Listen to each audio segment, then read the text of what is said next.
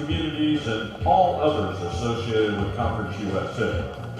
Please follow COVID-19 safety protocols established by the Conference USA member universities, the Centers for Disease Control state, local, and university guidelines with respect to safety attending athletic competition. Please join us in protecting the Conference USA community. Fans of Conference USA, they encourage and promote good sportsmanship by student athlete, coaches, and fans. We ask for cooperation by always encouraging the student athletes, the coaches, and officials always in a positive. And hello, this is Jonathan Frazier coming to you live. We are back in Ruston. We are back for the third day here of the Conference USA Championship, the 2021 Air Force Reserve Conference USA Championship. The Owls fell in their opener to Old Dominion and then defeated top seed Charlotte to survive and advance yesterday. Conversely, Middle Tennessee upset Charlotte on day one. That was the 8 over the 1 seed.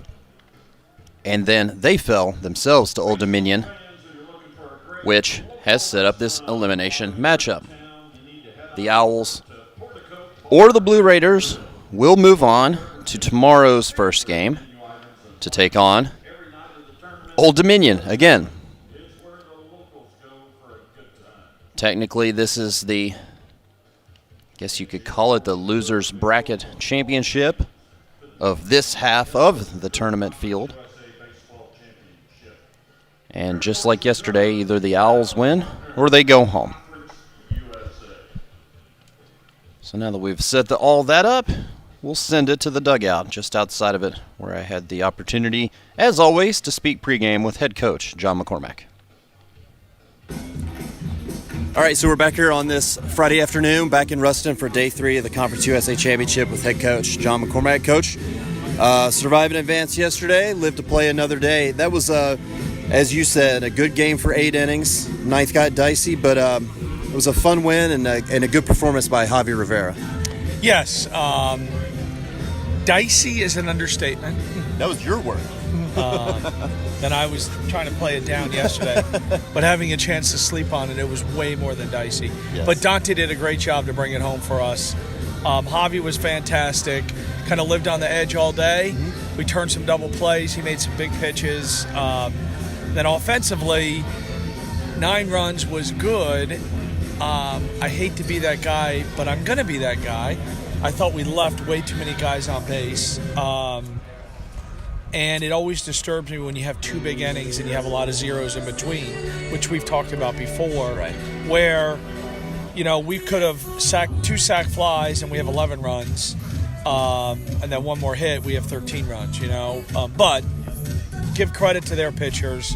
They did what they were supposed to do at times. But survived, moved on. We have the Middle Tennessee State Blue Raiders, and we're looking forward to it. I don't know a better term for it, but Javi, I thought his performance was gutsy. He had been in quarantine. You didn't know necessarily what you were going to get out of him. You got 8. You thought about giving him 9, but he got better as the game went on, got a bunch of strikeouts late, and really shut down a good offense. No, he did. He did a fantastic job.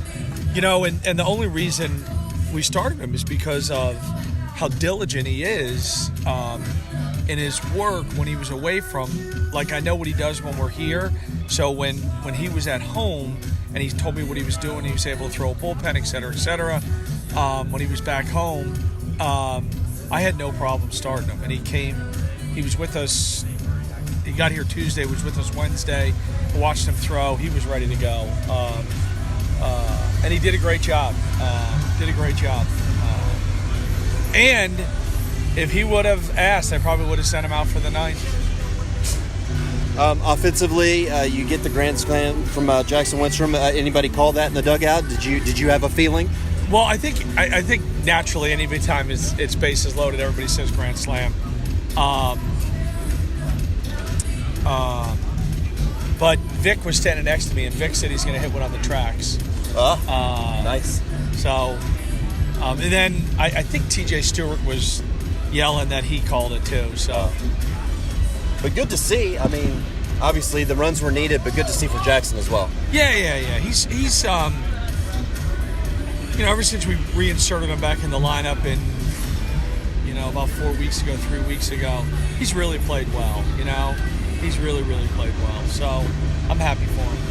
You mentioned Middle Tennessee's in the other dugout now. Didn't play them this year because of the divisional changes and how it worked out. Were you scheduled to play them last year in the COVID season? Do you remember? Yeah, we were scheduled. Okay. But it's been a while. We finished the season in 19, right? 19 with them. Yeah. So that was one of the celebration days. That's right. You're right. Yeah. Yep. Well, what can you tell us about him, having not seen him for 2 seasons? Well, they could really pitch. Okay. Thank you. They could really pitch. Offensively, they're going to hit and run. They're going to bunt. They're going to steal. They're going to try to manufacture runs, but they really can pitch. We're facing a good lefty today, and they got their closer, I think it was either first or second team. So that's what they hang their hat on, that they're going to pitch and play solid defense and then get a guy on, bunt him over, and try to make some stuff happen. How important is it not having played them to, you've got the synergy, you've got whatever scouting to rely on that, talk to other coaches, but you yourself have no, experience playing this particular squad. Yeah, you usually, everybody we've played so far, we've played previously, so you know what the swings look like. And then especially in a 4-game series, you get a little bit more info. Synergy is great, and for the people out there that don't know it, it's a scouting-based video system that I would say most college baseball uses, but it's not the same as seeing them in person. So, we're just going to go at them with Matt's best stuff, and then if we have to make an adjustment after that, we will. And obviously, since they've been here, they defeated Charlotte, we defeated Charlotte. They got beat by ODU, we got beat by ODU. Yeah. So it's a similar, path to get here. But I wanted to talk about their Charlotte performance. It was obviously their ace that we don't have to see, but it was very impressive. Yeah. He threw great. And probably helped put Charlotte in a little bit of a funk for us. True. And then we followed it up with another right-handed pitcher, very similar stuff. And they just, sometimes it's really hard to kind of get out of that. So they've had some good wins over the year. And they're going to play hard. They know, they hadn't been to the tournament since 2015. So I don't know if there's probably not any guys still hanging around, but the program itself hasn't been. So they're here, and they're like, well, we might as well make the best of it, So it's we got our hands full today. I've talked to you about this previous post seasons. Unfortunately, sometimes when you get a loss early, you're kind of playing with your backs against the wall. And for some of the times, this has brought out the best of the guys. And also the banana bat is back. Yeah, the banana bat is back. Although they are slowly getting a little not as ripe as they once were, I'll say. But none of us are we? Touche. No, they guys thrive on that. They're in a good spot, I've said it a million times. This is a good group of guys. And the thing is the whole thing with college baseball is we're like 3 games away from during the year in a 52-game season. We're like 3 games away from being in a regional, and but that's all part of it. It's all hold on to the extra inning loss, the walk off at Charlotte, the walk off at UAB. Then this thing is totally. I don't want to say totally different, but they've never lost faith. We played exceptionally well from that 4th week on. Put ourselves in a good position, and we're in a league where you're talking about Charlotte's had a program-changing year. This is the best year Old Dominion's had in 20 years, right? And then on the other side, La Tech gets the new stadium. They have senior at every position. So it was a really good year for college baseball in CUSA. If we had some things figured out a little bit earlier, might have been different, but we didn't. But proud of the guys that we've gotten this far, and still have, this team has a lot of baseball left, and I hope we get to keep playing. I hope so too. Good luck. Thank you. America with the playing of our national anthem.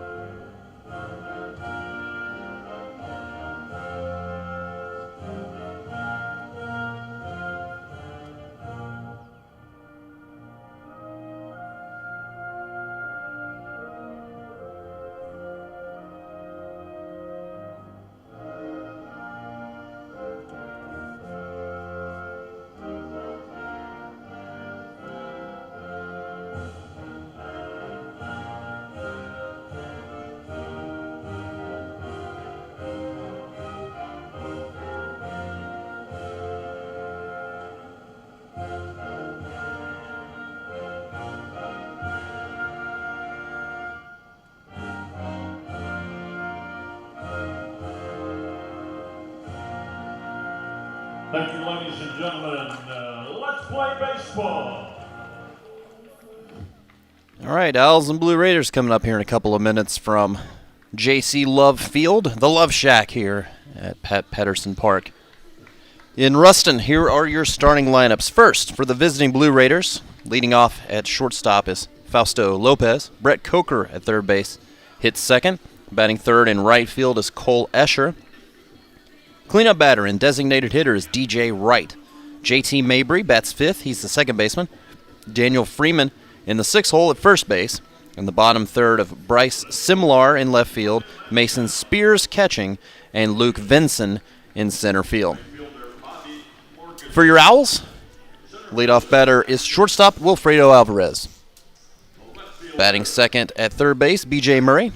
Nolan Shanuel is back in the lineup today, playing first base, hitting third. Stephen Loden, cleanup hitter, playing second base. Bobby Morganson in the 5-hole hits fifth and plays right field. Batting sixth and catching, Caleb Pendleton. In the bottom third of the lineup of designated hitter Mitch Hardigan, left fielder Jalen DeBose, and center fielder Jackson Winstrom. Starting pitching matchup of two left-handers, Matt Sparling for your Owls, Trent Siebert of Middle Tennessee.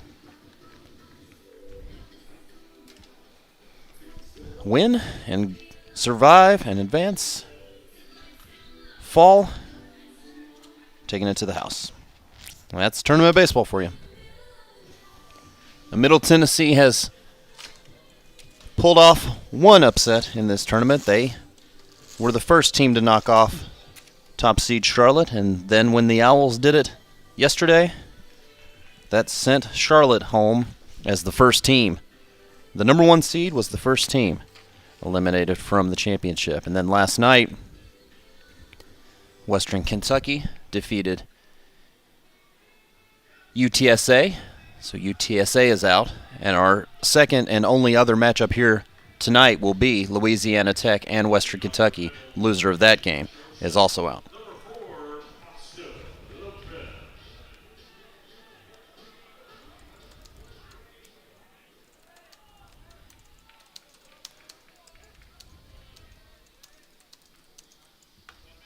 First pitch is right down the pipe at 3:01 p.m. local time from Matt Sparling to Fausto Lopez of Middle Tennessee. Strike one.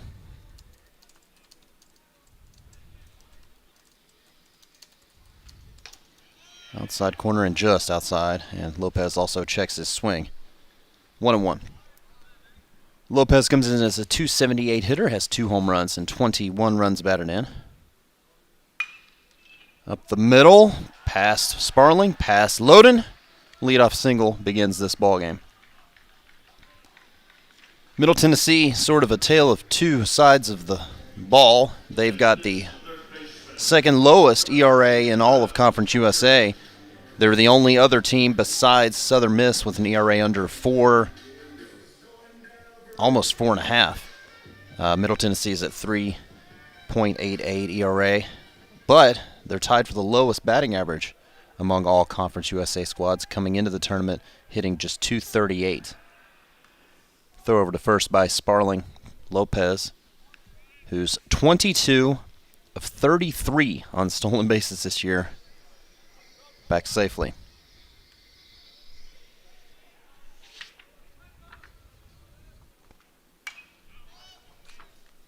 Foul ball back for the first strike to Brett Coker. Coker is at .274.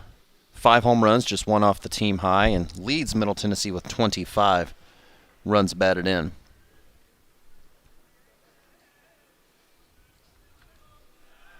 Another throw over to first. That would rank 7th on the Owls, by the way, those 25 RBI that top the Blue Raiders.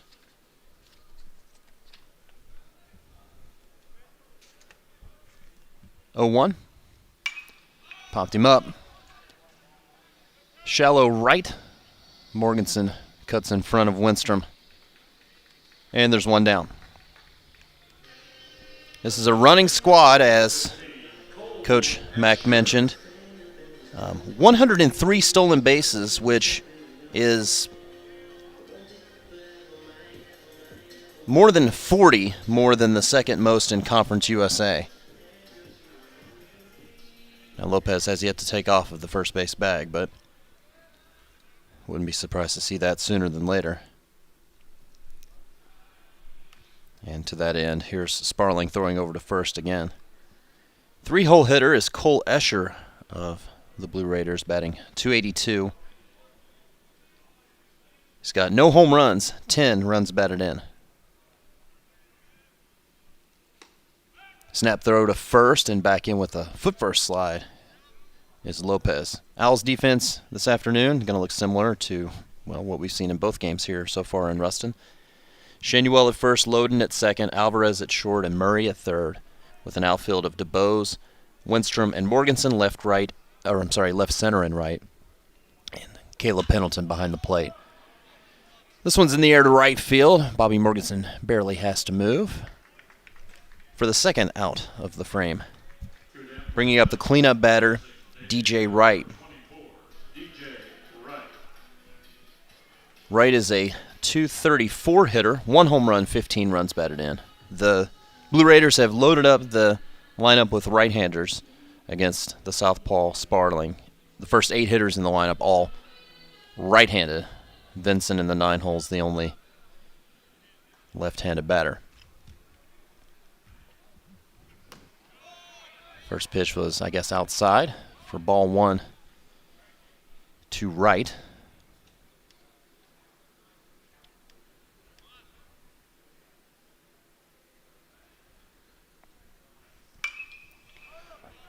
This one's flared into right field as well, and Morganson will take it on a jog near the foul line. And so after the leadoff single, Morganson squeezes all 3 of the outs to put up a 0 here in the top half of the first. The Owls come to the plate in the bottom with Alvarez, Murray, and Shanuel facing Trent Siebert, and we'll give you his numbers in a moment. Very good year for the Middle Tennessee left-hander in just a moment.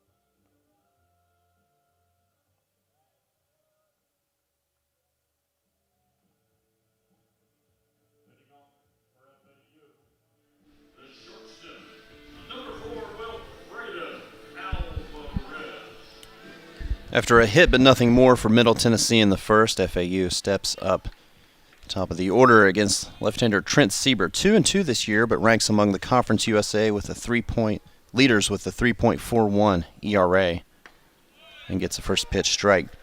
8th in the conference coming into the tournament, and also 10th in CUSA, holding hitters to a .235 average.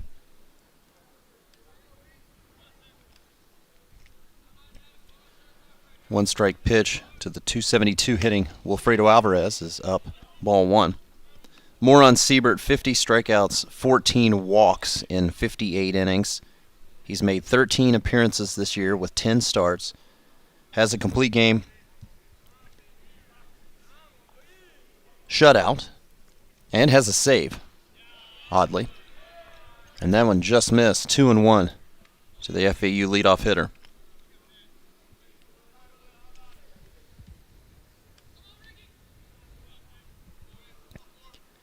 Siebert wears the pitch chart on his right arm, looks at it, delivers a pitch inside, 3-1 to Alvarez. Siebert, a left-hander. Redshirt junior, 6'2", 205. I'm going to get this wrong. Fuquay Varina, North Carolina, is his hometown, hyphenated, and went to Charleston Southern, previously to Middle Tennessee. Just missed away. Alvarez is going to draw a leadoff walk to start the Owls first.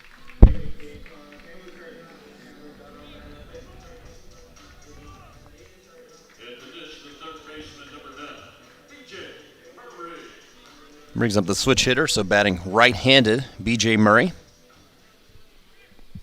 Team high 14 home runs, still above the 300 mark at 308, and has 51 batted in. And what can be described as a breakout sophomore season for B.J. Didn't play too awfully much as a freshman. Had started last year, his, true sophomore season, you could call it, as the starting third baseman, but struggled, and then the season came to a close. He'll take one off of the turf, ball one. BJ's hit 38, so 41 times now in this two-hole. For the majority of the season, he's one of the Owls' table setters, along with Alvarez leading off of first. Called strike 1-1. And the two of them, the only Owls all year to play and start every single game.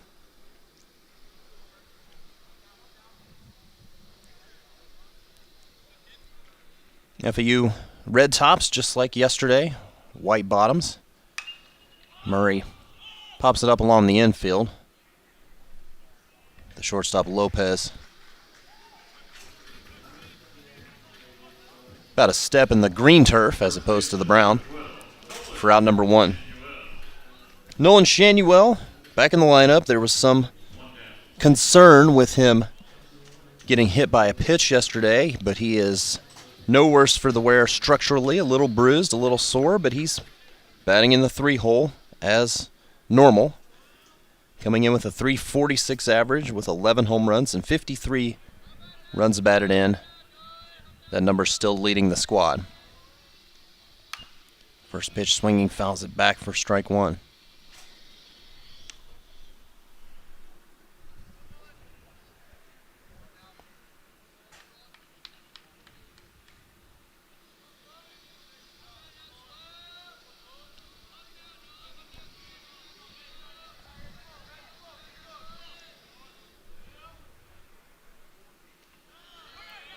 Bouncing ball in, knocked down by the catcher Spears.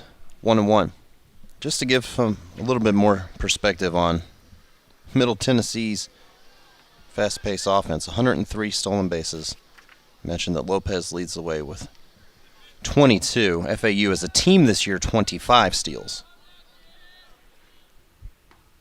Alvarez over there first has 4 of them in 7 attempts. Shanuel takes strike 2, 1-2.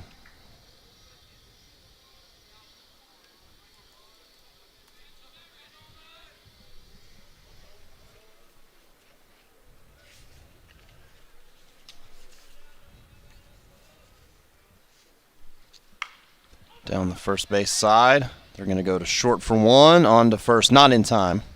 Fielder's choice is the second out of the inning.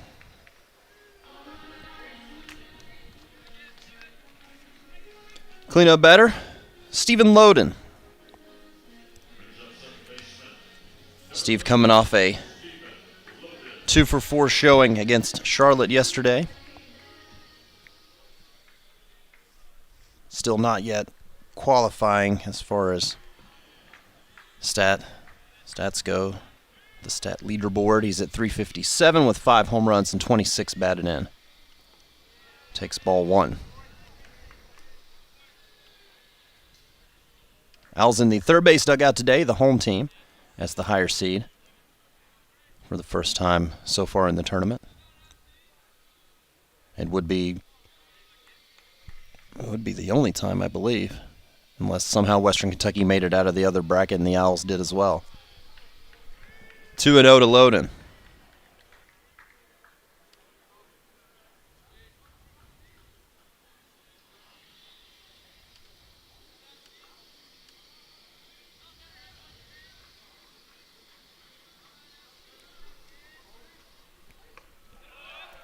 And a strike called at the knees.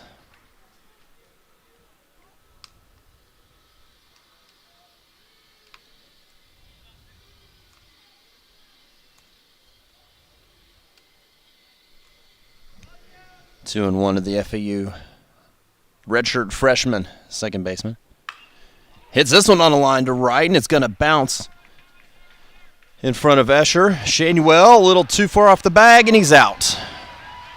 Nice play by Escher. Good throw in to the shortstop covering as Shanuel took too far of a turn off of the bag and couldn't get back in time. So the Owls run themselves out of the bottom half of the first, and we stay scoreless. So check out this replay on the board, and no argument from the Owls dugout. Top 2 next. Coming your way from Ruston in just a minute.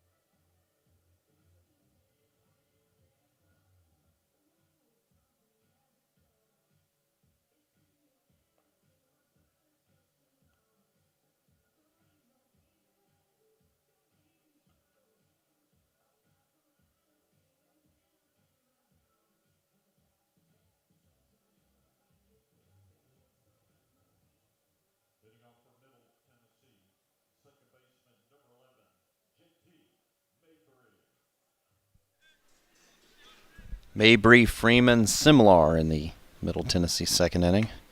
Sparling misses high and away, ball 1.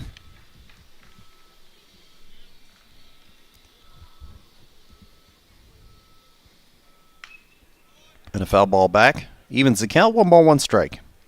In the top of the second inning here from Ruston in a scoreless game. After a nice play by the right fielder Escher to throw out Nolan Shanuel near the second base bag last half inning. Just inside, 2-1 to Mabry. Batting .268, he has a team-high 6 home runs for Middle and 21 batted in. That ties for second on the squad. Off the end of the bat down the right field line, and that's well out of play. 2-2. Mention how good of a running team, or how at least if it's not quality, it's quantity for Middle Tennessee base stealers. They come into today 7th in the country in stolen bases, as it's flared into center for a base hit for Mabry.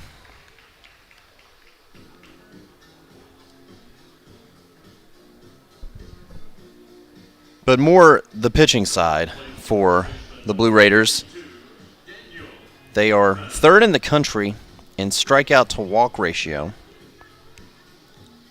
They are 9th in whip, which is walks plus hits per innings pitched, so sort of base runners per inning.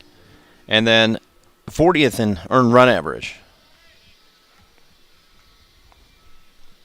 Daniel Freeman, the Middle Tennessee first baseman, takes off the plate away the first pitch from Sparling, ball 1. Batting .220, just his 20th start of the season. 2 home runs and 10 batted in.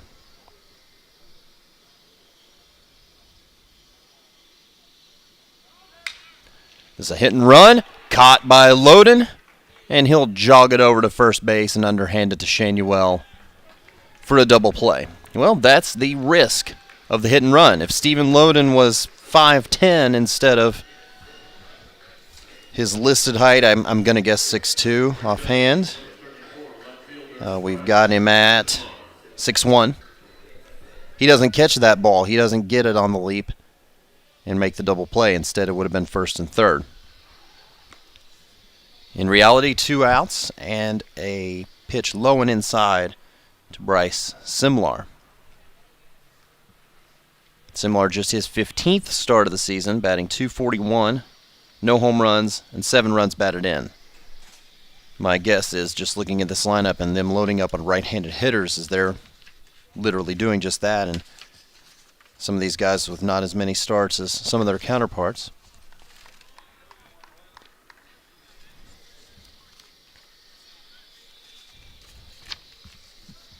Two and 1 count to Simlar. And now 3 and 1.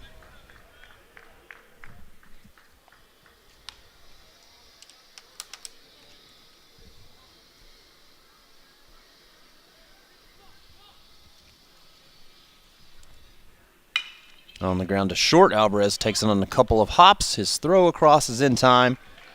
Leadoff single erased on the double play, and then a ground out gets the Owls back into the dugout, and the bat's ready for the bottom half of the second in a 0-0 game. The Owls coming up bottom 2. And Ryan, they're an award-winning global tax service and software provider, also proud sponsor of Conference of the USA. We celebrate all the student athletes during the Air Force Reserve Conference USA Baseball Championship, and we congratulate them on their success both on and off the field. And listen up, Justin is the official storyteller of champions. Justin, they help teams bring their season to life in a ring as memorable as the win. Justin's proud to be the official championship ring and trophy partner of Conference USA. And look forward to helping this year's champions forever commemorate this special moment with the ring they will wear always with pride. Justin. And Ticket Smarter, the smartest way to buy tickets to live events. Looking to experience and enjoy the power and excitement of all the best sports concerts and theater events. You got to head on over to visit ticketsmarter.com. Download the free app today from the App Store. Don't miss out. Smart fans, they always start at ticketsmarter.com.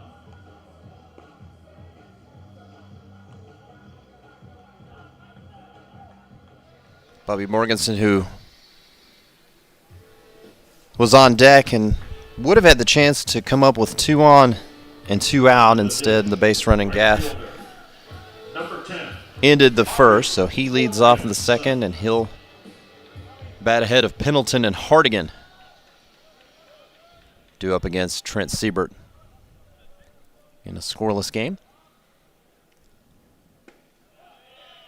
And he looks at ball 1. Our umpiring crew today is Travis Carlson behind the plate, Tim Rosso at first, J.J. January at second, and Brandon Henson at third. 1-0. Swing and a miss on the off speed.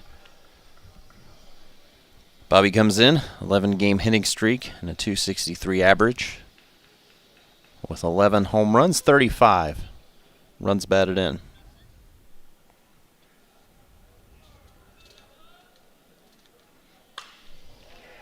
Hits this one a mile down the right field line, but pushed it too far foul. No doubter the distance, but got out ahead of it. Right fielder didn't move too awfully much.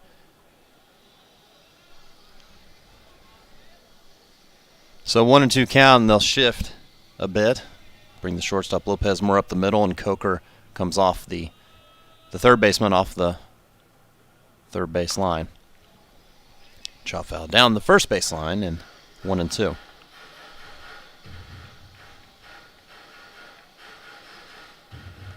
Bobby's final season as an Owl, making his 50th start. Missed a handful of games due to injury earlier this season, and really has rounded into shape as of late.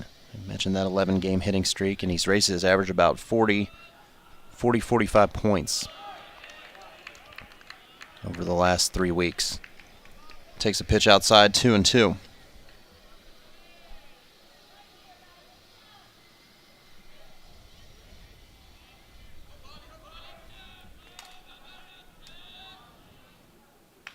Fouled back, and we'll do it again.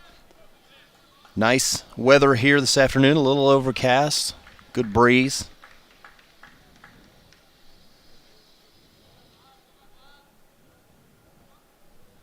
The fans that are in attend summer in the shade as the sun peeks out every now and again. Shows 78 degrees on my app. 80 is the real feel. And it's now full to Morganson.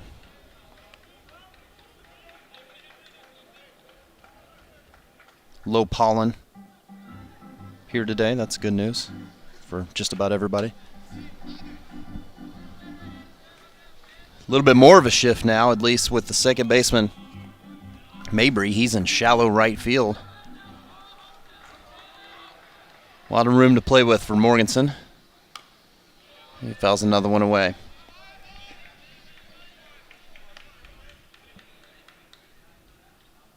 And the only two teams that have packed up and headed out of Ruston so far are the top seed, Charlotte, and the 7th seed, UTSA. Fell last night to Western Kentucky in a 10-inning game after they had lost their first matchup late. Another foul ball in 12 innings to Louisiana Tech. 2 one-run extra inning losses for the Roadrunners, which is tough. And they had made comebacks at the end of each of those games to knot it up and force extras, and just couldn't get out of either matchup. Payoff again. Morganson. Big time drive. Deep right field. That's off the scoreboard. And out of here. Bobby's 12th home run of the year gets the scoring started here in this elimination matchup.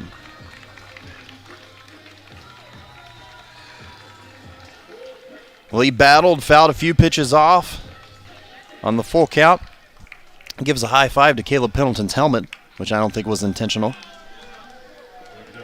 And high fives all around heading into the dugout.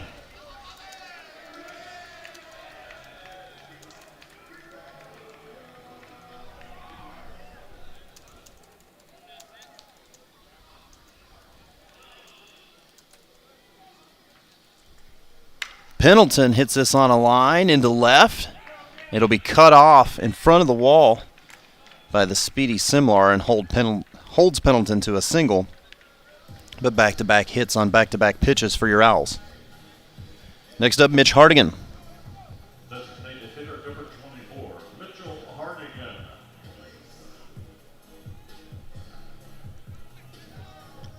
Hardigan batting .321 with 7 home runs and 35 batted in. 2-hit game yesterday, including his 18th double. And first we're going to have a meeting at the mound. for the Blue Raiders, Kyle Bunn, if I'm not mistaken, is the Middle Tennessee pitching coach. The issue being is oftentimes either you don't get the uniform numbers or they're not wearing a uniform.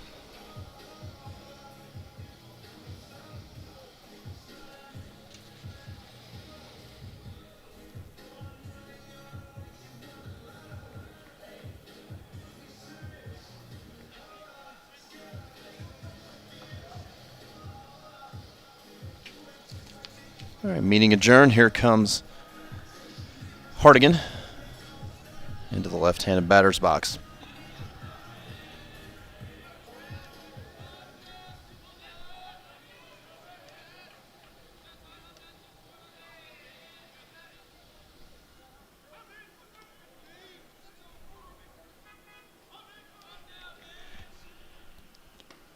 Hardigan takes an off-speed pitch. Over for a called strike. I don't believe the radar gun is set up here this afternoon. Unless I've missed it. I'm not seeing any indication of pitch speed as of yet.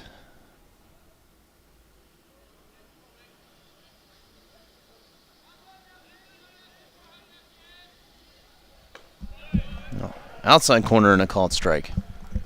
So Hardigan down 0-2 with Pendleton at first and nobody out in the Owls' second.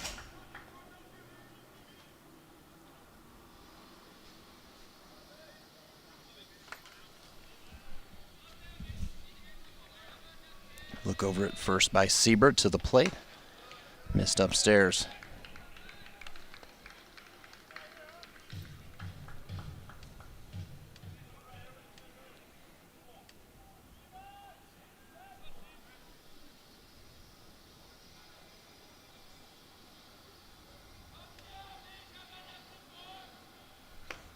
And a swing and a miss puts Hardigan down on strikes for the first out of the inning. And for the first strikeout for Siebert on the day. Jalen DeBose. A hit in the opener here in Ruston. Reached a couple of times yesterday via the walk.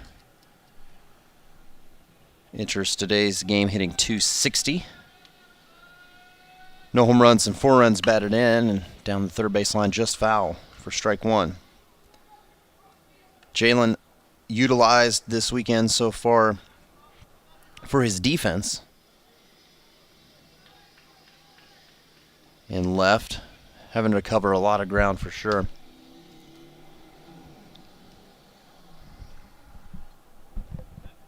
Pendleton's still over there at first. 0-1 count, and the pitch to DeBose. Siebert misses low, ball one. Caleb, unsurprisingly for a catcher, has not attempted a stolen base this year. He's more apt to throw someone out trying to steal than attempt one himself.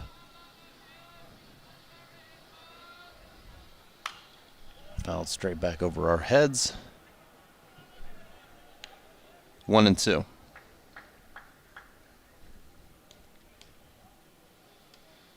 Two games on the docket here today in Ruston. As I mentioned, the other one is Louisiana Tech and Western Kentucky, scheduled to start at 6:30 p.m. local time, 7:30 p.m. Eastern. Ball low, 2-2, and I'm sure that setup with 2 late nights has probably been a blessing for a lot of the workers here at the ballpark, both within the stadium, within the press box. Have had a couple of pretty brutal days. DeBose hits this one on a line into left center. That's going to split the defenders. Pendleton going first to third, coming around, and he will score easily. And DeBose with an RBI double, his 6th double and 5th run batted in of his young Owl career, making it a 2-0 lead. He hit that one arguably as far as he's hit a ball this year. Jalen, no offense to him, not necessarily known for his power. But he hit that one on the screws.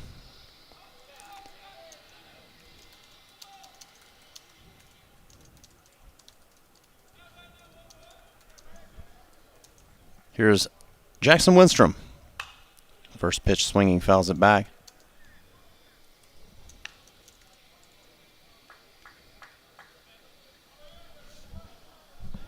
Jackson hit his 7th home run of the season and the Owls' 7th grand slam of the year in yesterday's win over Charlotte. He's got 25 batted in and hitting .228 on the year.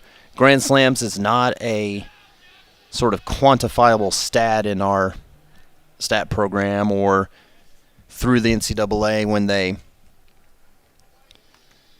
spit out all the different metrics. But given it's, for lack of a better word, a group email through SIDs and trying to track down that information, the Owls would have been among the NCAA leaders in team grand slams this year. Winstrom now into center field. That'll drop for a base hit. DeBose is being sent around. And the fleet of foot Jalen DeBose slides in headfirst safely to make it 3-0 Owls.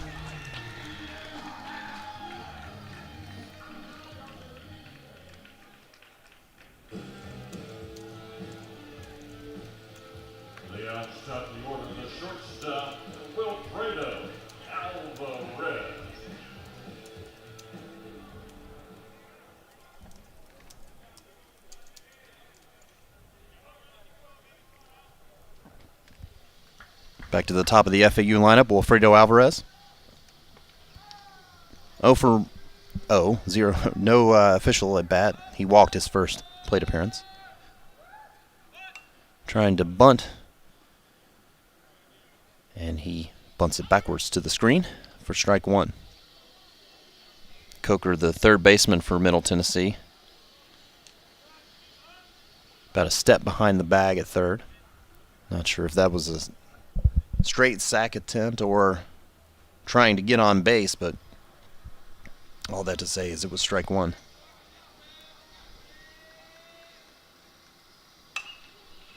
Alvarez pops it up, shallow left, and near the line, making the play is Simlar for out number 2.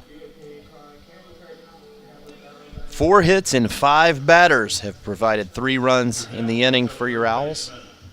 Still Winstrom at first with 2 outs for B.J. Murray, who popped out to short in his only other at-bat.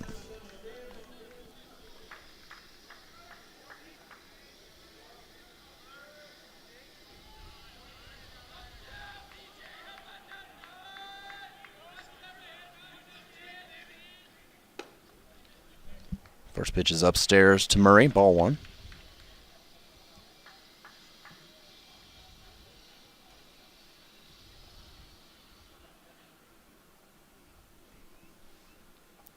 They play Murray about as straight away as you possibly can.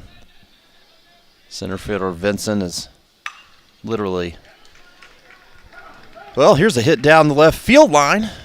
All the way to the fence. Winstrom's going to be held at third. Murray into second standing with a double. And that is the 5th hit of the inning for FAU. Putting 2 in scoring position with 2 outs for Nolan Shanuel. Owls have 6 hits in the game, 5 of them coming in this inning.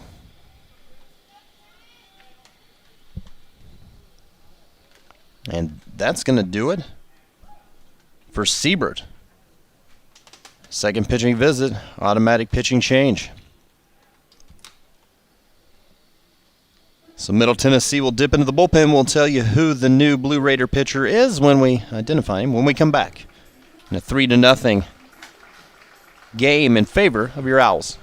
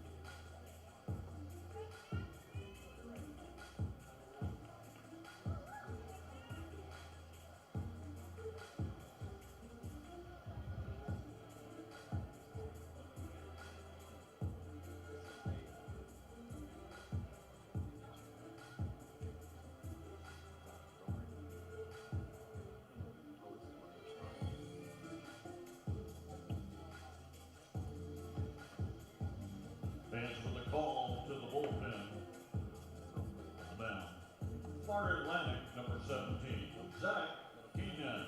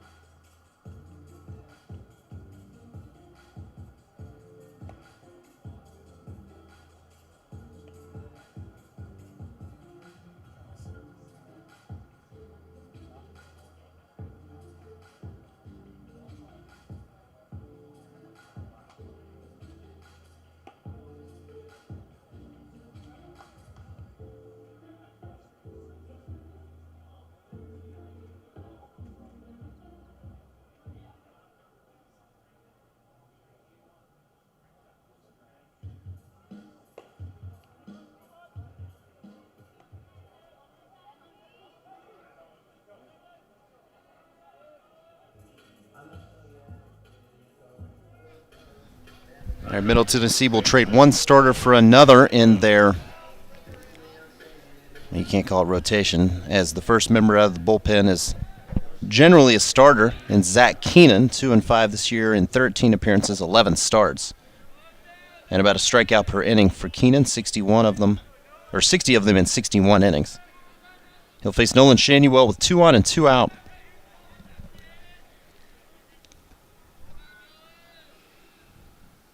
And his first pitch to Nolan is low and outside, ball 1.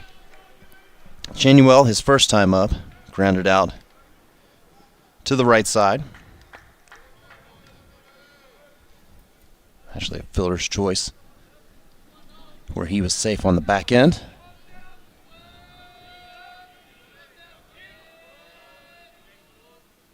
The 1-0 is up the first base side. This one's a fair ball, and scooping in and taking it to the bag himself is Freeman.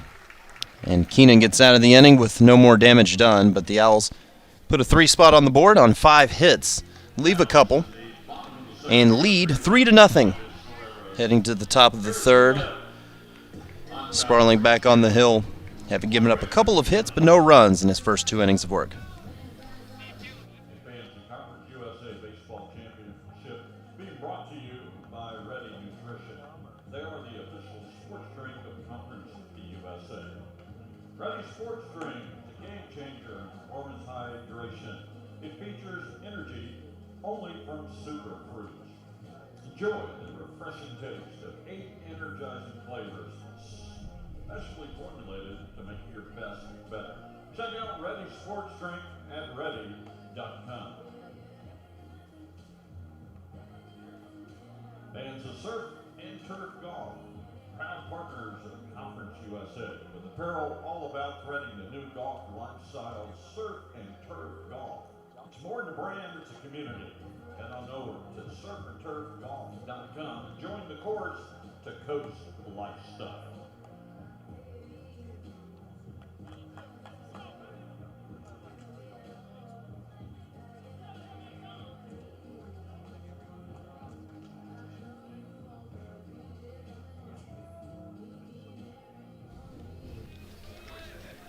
Eight, 9, and 1 in the Middle Tennessee lineup here in the top of the third inning in a 3-0 game. Owls. Spears. This is the catcher Mason Spears, and then Luke Vinson, and back to the top of the lineup Lopez for the Blue Raiders. Spears, junior catcher, making his 17th start of the year, is batting 136. Takes ball 1. 136 with no home runs and 1 run batted in.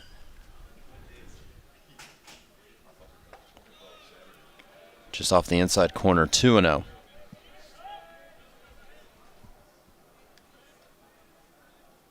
Tennessee with a leadoff hit in each inning, but nothing else. Meanwhile, the 136 batting Mason Spears is ahead in the count 3-0.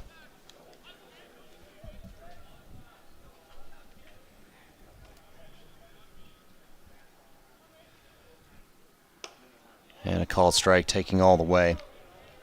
Matt Sparling in his 58 and a third coming in. 49 strikeouts against 22 walks, while batters hitting just 259 against him. And Spears may have chased ball 4 away there and fouled it off the screen. 3-2.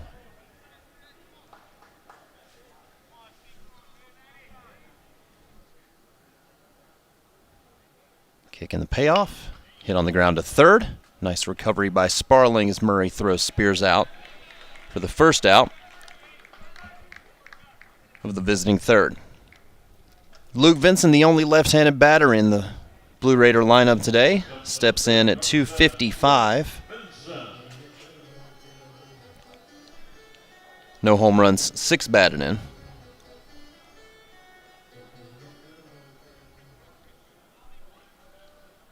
So the first lefty-lefty matchup for Sparling on the day. Squaring to bunt is Vinson. He missed and offered at it. Strike 1.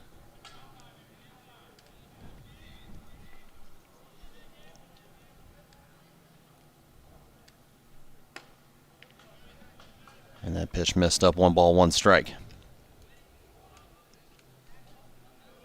Vinson is the only freshman, two, him and Simlar in the lineup. Down to first, Sparling receives the underhand throw from Shanuel and just barely beats Vinson to the bag. Bang, bang, play. And out number 2, they're checking to see if they ought to go to replay on that, and they are choosing not to. Fausto Lopez with 2 away.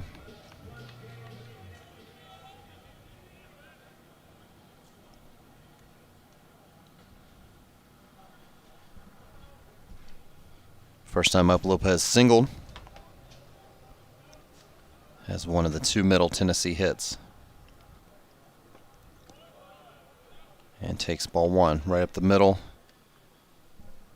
to lead off this game.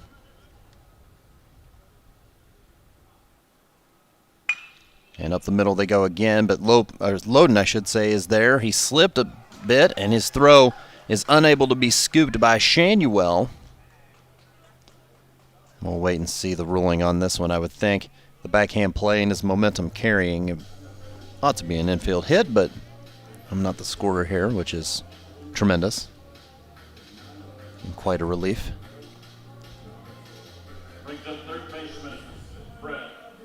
Inning extended for Brett Coker, who is 0 for 1 today. You know, it's sort of ironic that Middle Tennessee is loaded up with right-handers as the runner goes, and the throw Pendleton from his knees. Loden couldn't keep a hold of it, otherwise Lopez may have been out at second. He's not. He's there with 2 down and a 1-0 count to Coker.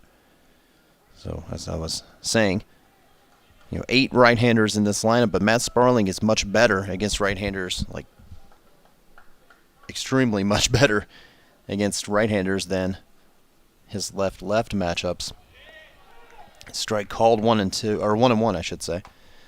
Against left-handers this year, or left-handed batters against Sparling are batting .304, while right-handers are hitting .244. That's a pretty stark difference and unusual. 1-1. Up the middle, that's a base hit, and with Winstrom charging, here's the throw to the plate is Lopez got the stop sign. He reached third base at about the time Winstrom reached the ball. And the stop sign was thrown up. So runners on the corners with 2 down. I think they're still waiting to make a scoring decision on the play up the middle. They've given the hit here, obviously, the clean single by Coker, but No indication as of yet on the previous play.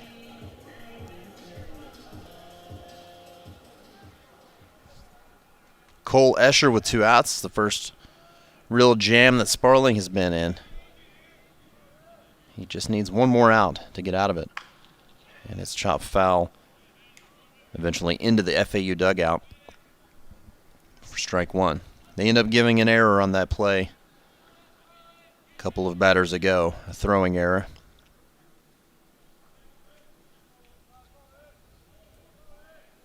They have the benefit of replay as well. And this is lined into right center. That's a base hit. So Middle Tennessee is going to get at least 1 run back in this inning on a 3-2-out base runners. Now the play at the plate and out from here to there, and tagged on the crown of the helmet is Coker. Not sure why he went. And luckily the Owls get out of the inning on the base running miscue. And they lead 3-1 heading to the bottom of the 3rd.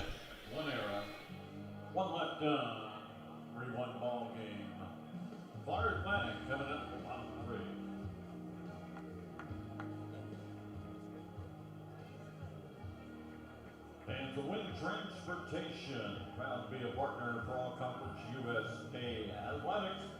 They've got offices throughout Texas and Louisiana. Win, they've got all your travel needs throughout the Gulf Coast.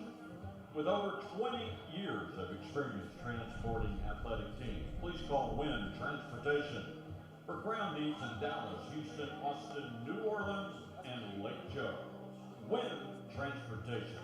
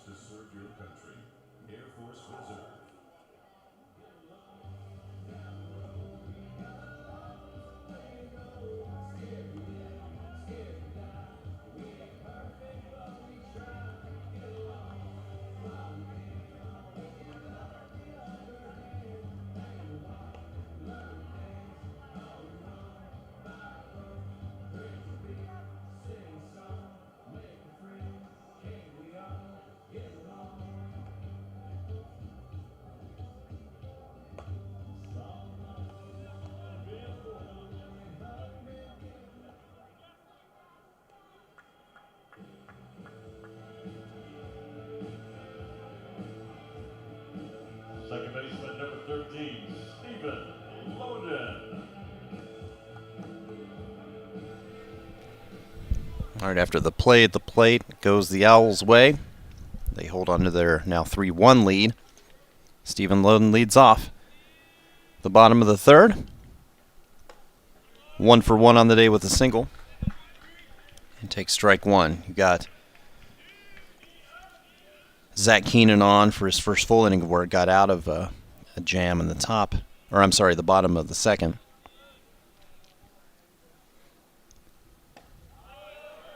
Strike called at the knees, 0-2.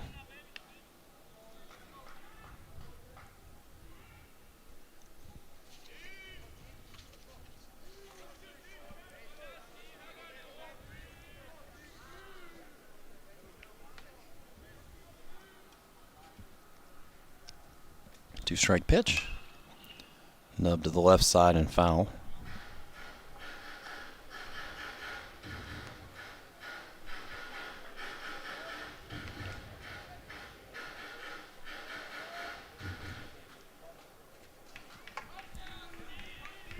Middle Tennessee has the benefit of 4 good choices as starters. And with Siebert struggling today, they went to another good one in Keenan. They threw their ace, Aaron Brown, in the opener and defeated Charlotte. He's got 113 strikeouts on the year. They went with Peyton Wigginton, the veteran, yesterday against Old Dominion. Swing and a miss. Loden chased a ball there. And the throw to first is too high. Whoa. Nice play by Freeman. Good thing he was as tall as he is to be able to come down with it. And in time to retire Loden. Now Freeman's 6'5", that helps.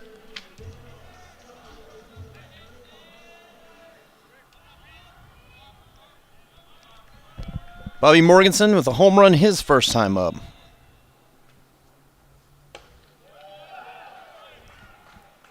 Takes the first pitch, strike.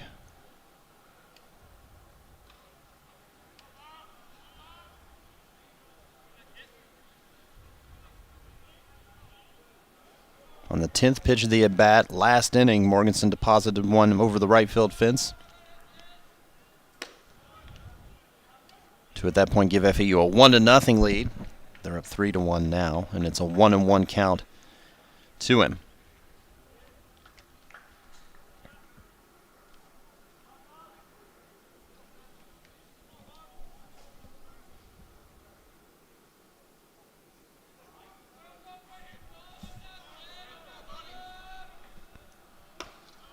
Inside 2-1.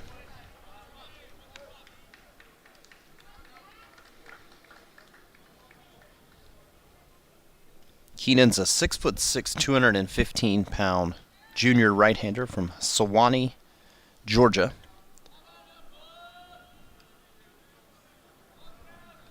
Again, 11 of his previous 13 appearances were starts. Morganson through the right side and into right center field for a base hit. With a shift-ish on against him. You know, that's a normal routine ground ball for a second baseman, but not with that defensive positioning. With one down, Caleb Pendleton, he saw one pitch his first at bat and singled into left field.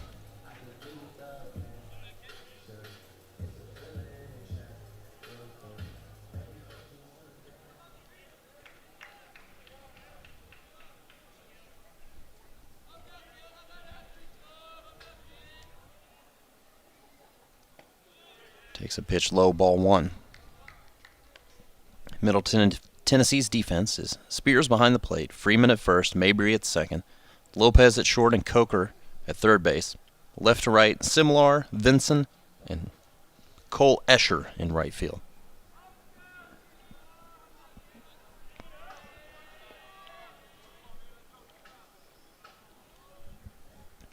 Now the 1-0. Pulled the string on that one, did Keenan. Pendleton was well ahead of it. 1 ball, 1 strike. Owls with 7 hits in their first 2+ innings.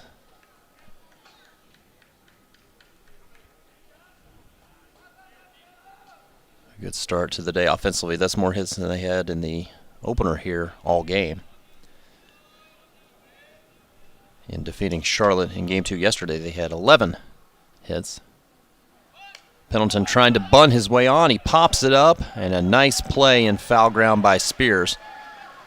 Nice heads-up base running by Bobby Morganson to not stray too far off the bag. Well, Pendleton trying to catch the defense napping, can't get the bunt down. Instead, puts the second out on the board. And here's Mitch Hardigan. Hardigan struck out his first time up.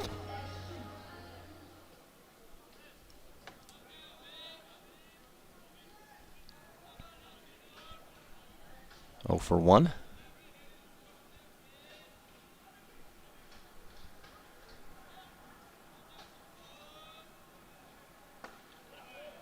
And behind in the count, 0-1, and a pitch on the outside corner.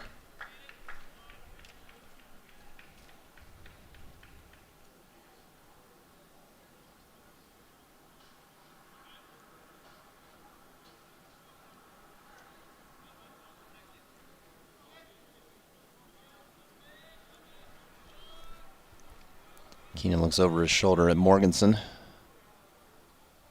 a couple of times, now to the plate outside.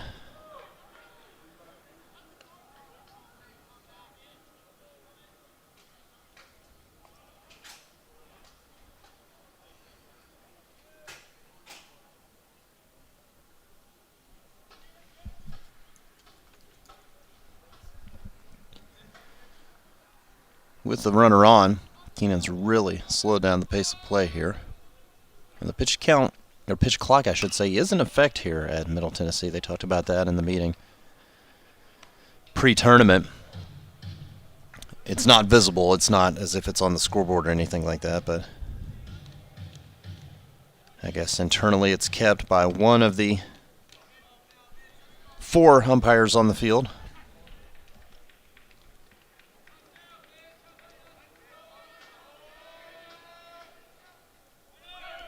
With the runner going, Morganson, Hardigan fouls it down the first baseline. It's a decently nice play by Blake Sanderson. Taking it on a couple of hops.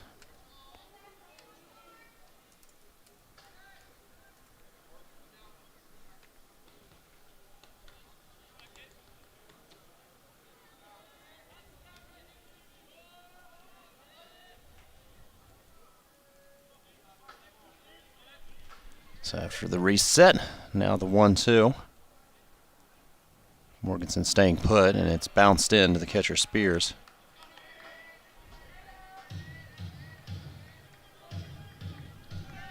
Two balls and 2 strikes.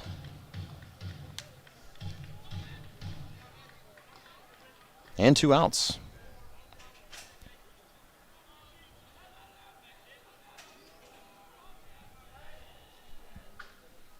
There goes Morganson again. It's high, the throw down, and Bobby is out. The indication is a tag on the leg of Morganson. And no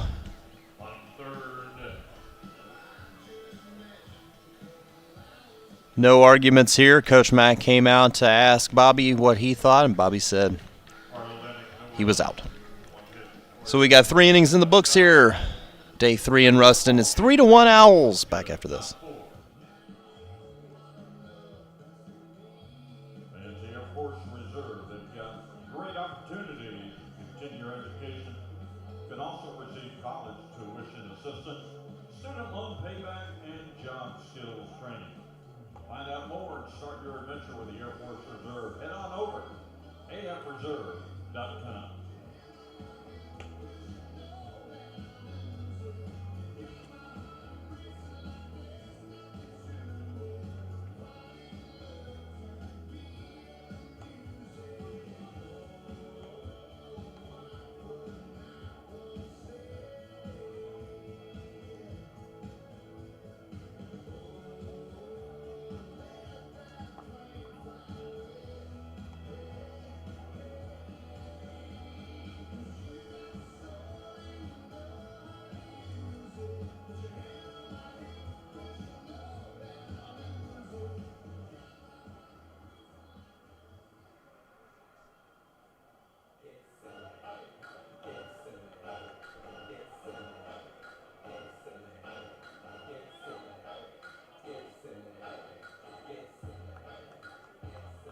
Now batting for Middle Tennessee, number 24, DJ Wright.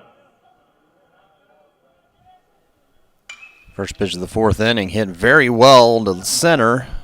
Winstrom runs out of room as it sneaks over the fence.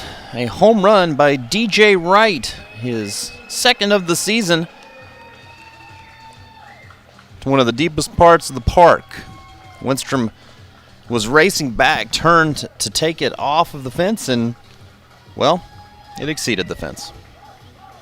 And that cuts the Owl lead to 1 at 3-2.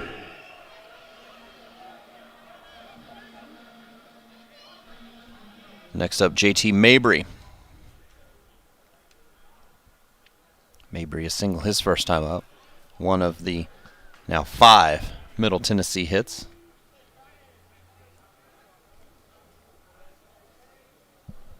First pitch taken for ball 1. The second one is hit softly to short. Alvarez charging. Jump throw in time.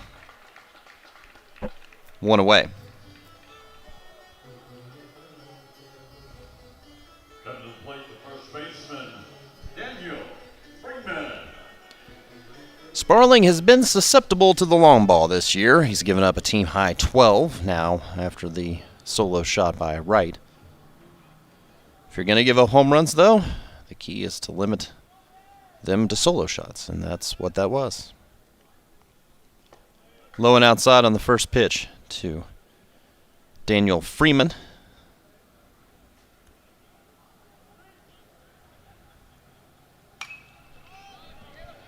Foul to the right side.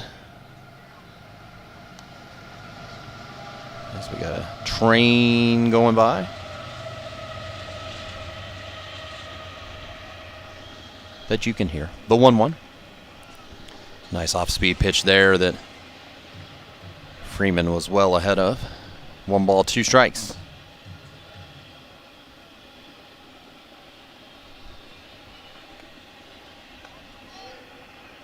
And that one just missed. 2-2.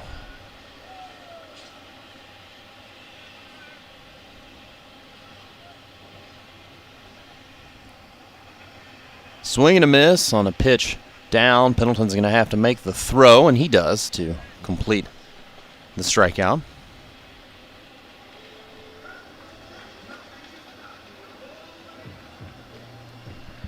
So we've got 2 away after the leadoff home run in this inning now. It's the left fielder, Bryce Simlar. First pitch taken, ball 1 off the plate away.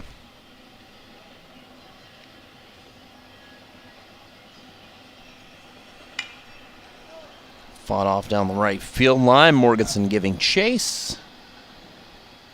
But it's up and over the netting down that way.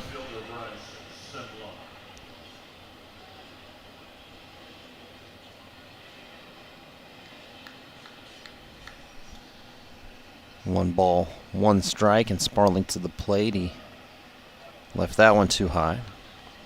2-1.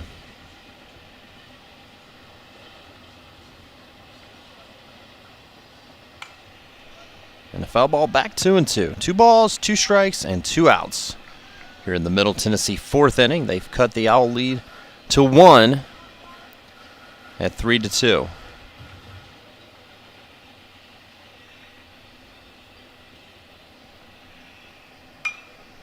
And down the right field line, that's going to drop fair the opposite way. Morganson cuts it off, fires it back in, and holds Simlar to a single. Nice play by Morganson.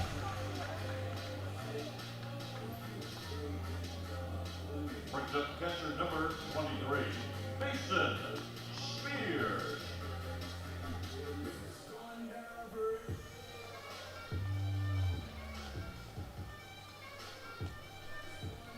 Inning continues for the catcher Mason Spears, who grounded out to third in his only plate appearance. And a toss over to first and back in safely is Simlar. Another threat to steal for Middle Tennessee's 9 for 11.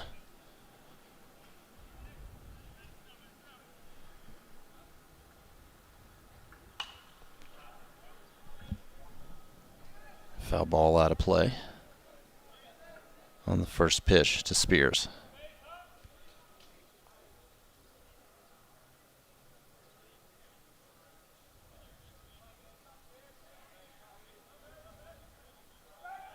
And another throw over for Sparling. Well, it's right there in black and white, but it's in the scouting report as well. Middle Tennessee's going to run. They're going to hit and run. They're going to bunt. Probably not with 2 strikes here, but going to do everything they can to move runners. Spears lofts a lazy fly ball to center that Winstrom squeezes to end the inning. The Blue Raiders get another run on the solo home run by DJ Wright. Cuts into the FAU lead, but the Owls are up 3-2. Bottom of the 4th to be led off by Mitch Hardigan. Bottom third of the Owls lineup looking to get more of their lead back. Coming your way in just a moment. Merchandise sales will be located on the concourse directly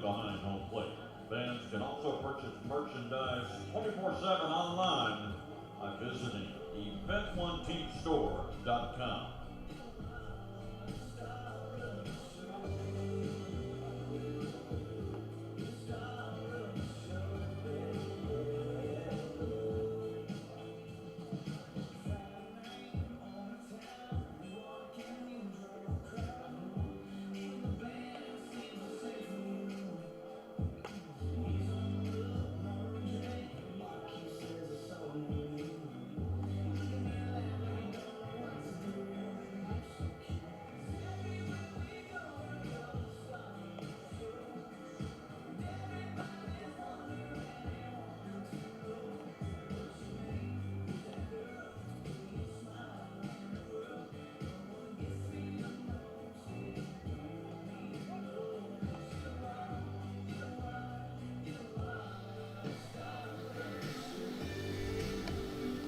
The Elks put up a 3 spot in the second inning and were threatening for more with 2 outs. Middle Tennessee turned to Zach Keenan, and he's been good since.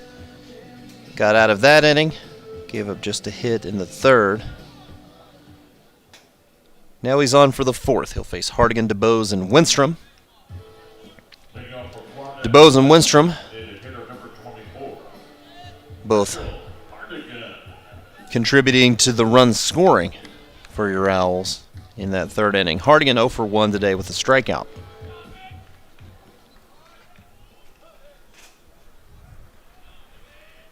Mitch came into today's game, as I mentioned, with a couple of hits in yesterday's affair against Charlotte. And down the first base line, it's a fair ball. He's got one here. He rounds the first base bag. The throw in from Escher is going to come all the way into third as Hardigan's in standing with a leadoff double. Speaking of doubles, Jalen DeBose had one in this game. That came back in the second to knock in Caleb Pendleton, and then DeBose himself would score pretty soon thereafter on a single by Winstrom.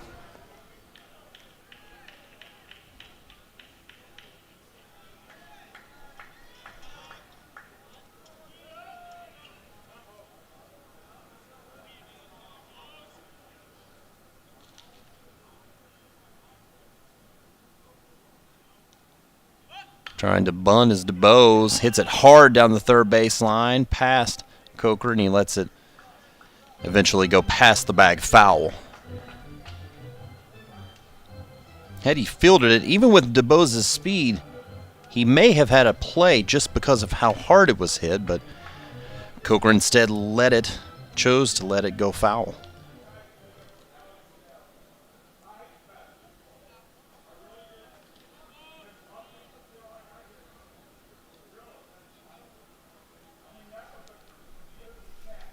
DeBose's going to swing away here and got fooled. The Raider gun's back. Got fooled by an off-speed pitch, 81 by Keenan.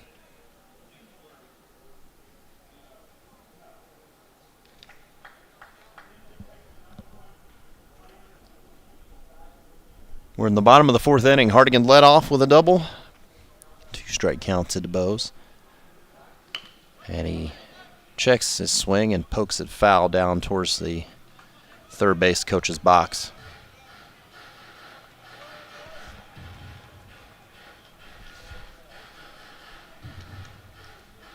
Mentioned the Owls in their home, or well, they're the home team. They're wearing their reds today. Middle in their gray tops and bottoms and blue hats.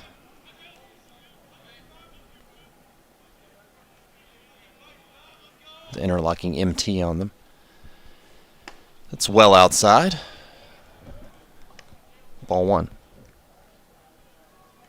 Of course, the Blue Raiders hail from, and I always have trouble saying this, Murfreesboro, Tennessee. Kicking the 1-2. Up the middle and off of the glove of Keenan, but he knocks it down and is able to underhand to Freeman for out number 1. If that gets past Keenan, that's a tough play.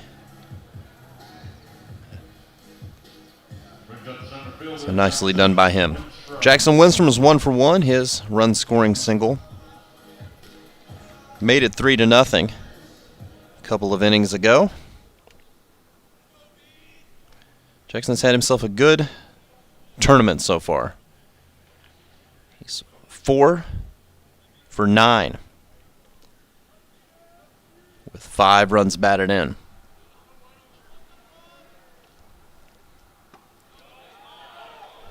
Strike one, he didn't like the call. Outside corner at the knees. If the Owls' season is to continue for however long it continues, past today, throughout this weekend, if they are granted another weekend of play, if Jackson Winstrom can keep up this little surge as of late, that would go a long way for this Owls offense. 0-1. Inside, 1 ball, 1 strike. Jackson has added at least 1 fan here in Ruston. A young man by the name of Trenton was able to pick up his Grand Slam baseball. He met us at the bus as we were leaving the park yesterday, got Jackson to sign it, got to take a picture of the two of them together. Pretty cool. 1-1 pitch. Winstrom down to first and knocked down by Freeman. And I think Winstrom thought he caught it, and Freeman's able to beat him to the bag. Well, another nicely struck baseball, but they were playing Winstrom to pull, especially Freeman, who was hugging that line. After the Hardigan double snuck past him, they weren't going to let another one off a left-handed bat get by. And unfortunately, that means 2 outs. And it'll be up to Wilfredo Alvarez trying to get Hardigan in from second.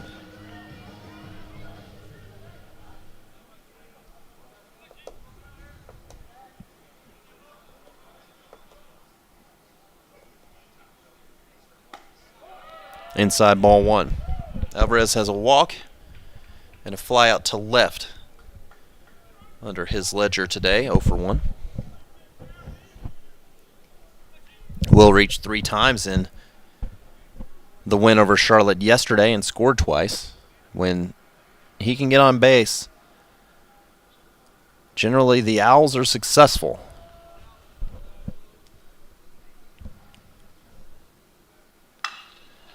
Hits this one in the air to center, but it's going to hang up out there for Vinson. And the Hardigan leadoff double is of no harm to Middle Tennessee. Score stays the same at 3-2. Owls clinging to a 1-run edge with the top of the 5th next. Hey fans, we're seeing you up for the minute update from Conference USA Sports, as well as photos, links, and videos. All you have to do is become a fan of Conference USA on Facebook. You can follow us on Twitter at Conference USA. You can also follow hashtag the CUSAOA to connect to this week's baseball championship.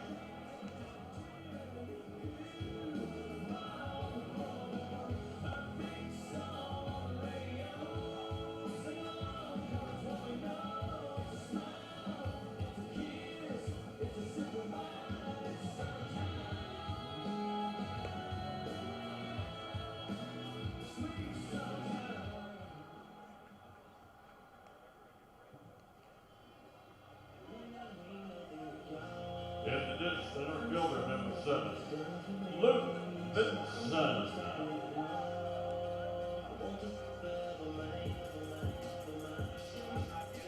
Luke Vinson, who caught the last out of the last inning, leads off this half inning.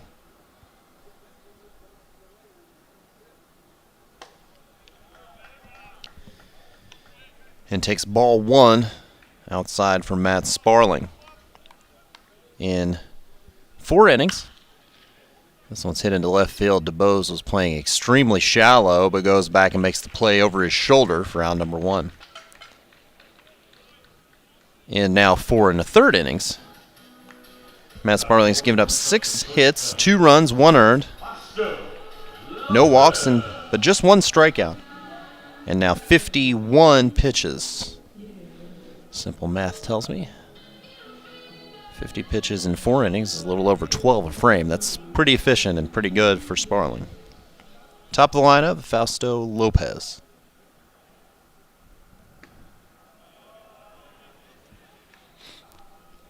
One for two, reached on an error his last time up and scored.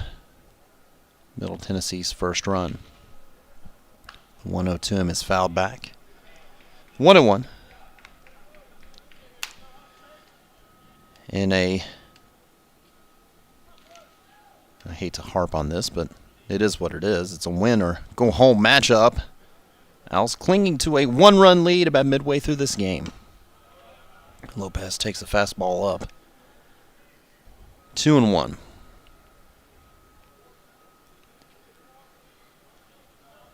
The junior Blue Raider shortstop now pokes it into right center, I should say. It's going to one-hop the fence. Winstrom brings it back in. It's a double. Lopez's 15th of the season, which is more than double anyone else on the squad. Well, just less than double. Got a couple guys with 8. And Middle Tennessee has something cooking with 1 out. Lopez is the only Blue Raider to play in every game this year, and he's started every game, all 54 of them now, counting today. He's in scoring position for Brett Coker. Coker, the veteran and preseason All-Conference USA member. 1 for 2. There's the first pitch low and outside, and quickly out of the third base dugout is David Kopp to come speak with Sparling and the entirety of the FAU infield.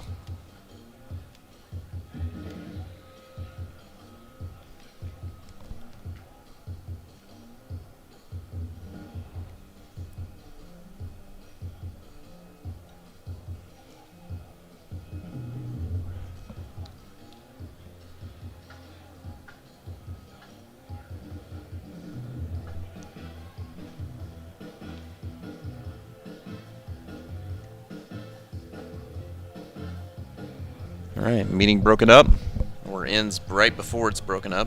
Isn't it funny how that often happens?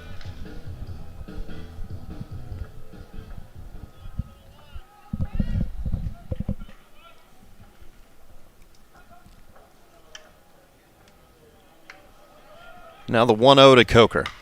Down the third baseline, but foul. The Owls do have activity in their bullpen. Mike Intenza is up and getting loose.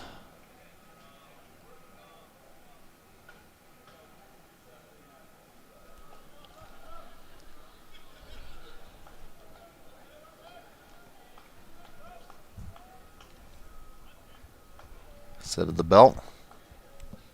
1-1. Outside 2 balls, 1 strike.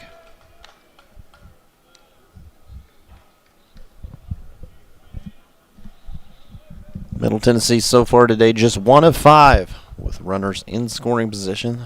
Situation that we're sitting in now. Runner at second, 1 down. Upstairs 3-1. Matt Sparling has yet to walk a batter in this ball game.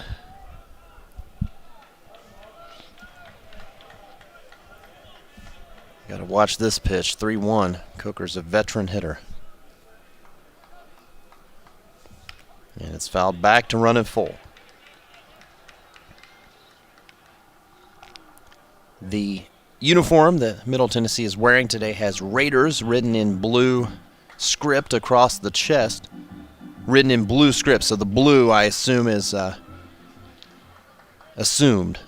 It just says Raiders, but you're supposed to put those two things together. Old schoolish uniforms. Payoff. Down the third base line and foul.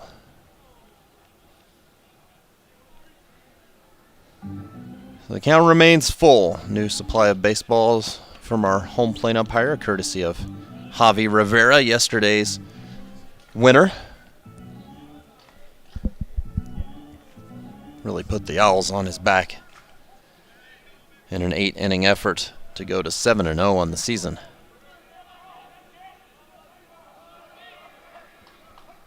3-2 pitch again to Coker. And he pulled the string, but it gets away from Pendleton. Not only will Coker reach, but Lopez will advance to third. What a great pitch by Sparling.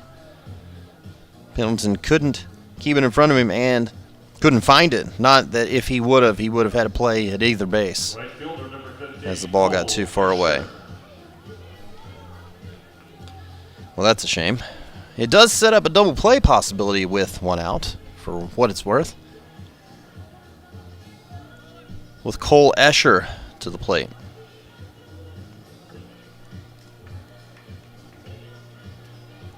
See if Middle Tennessee has anything up their sleeves here with runners on the corners. Maybe run themselves into a run. Coker not going anywhere yet, and missing the bunt attempt is Escher for strike one.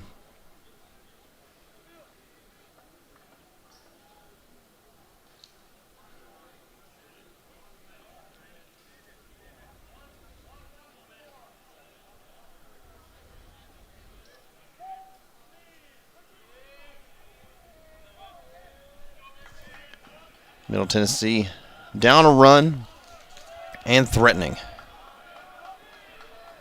With the runner going, it's almost a pitch out. The throw down is not in time.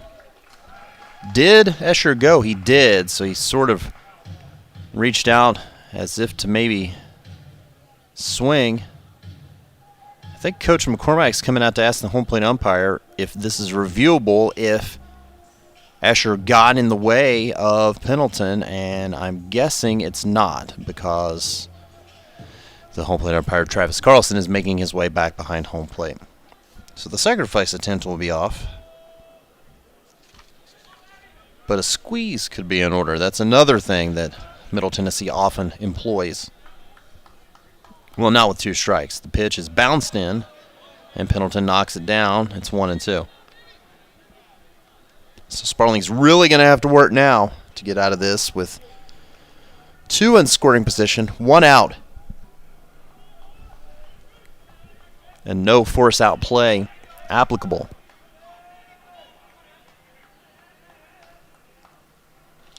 Swing and a miss. Pendleton able to snag that one before it touches the ground. That's a big second out on the strikeout clean of Escher.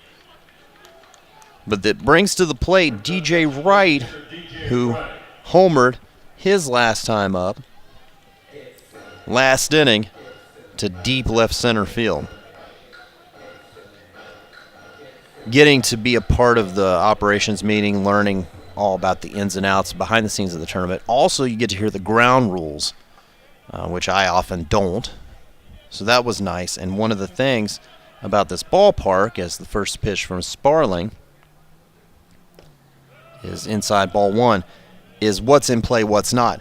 The batter's eye in center, which extends further than most as far as left to right, is behind the fence. If a ball hits the batter's eye, that is a home run. And I believe Wright's did, if not just to the left of it. And he hits this one a ton to left. DeBose at the fence. He runs out of room. And Middle Tennessee has taken a 5-3 lead on Wright's second home run of the game. And in as many innings, and Wright had one home run all season long prior to today.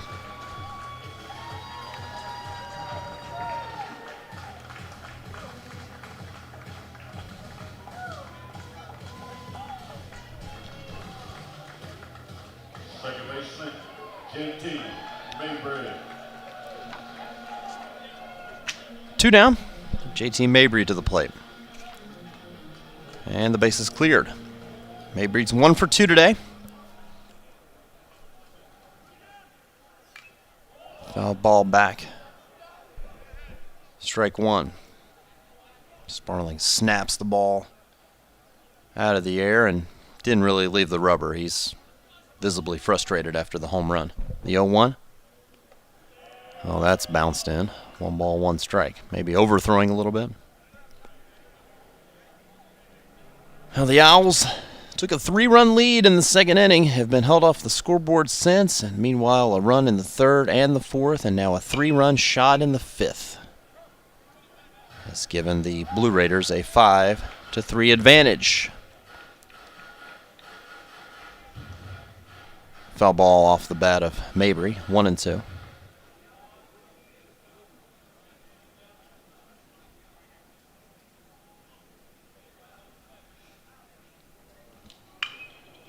And another one. It's about the same spot down that third base line. Still 1 ball and 2 strikes.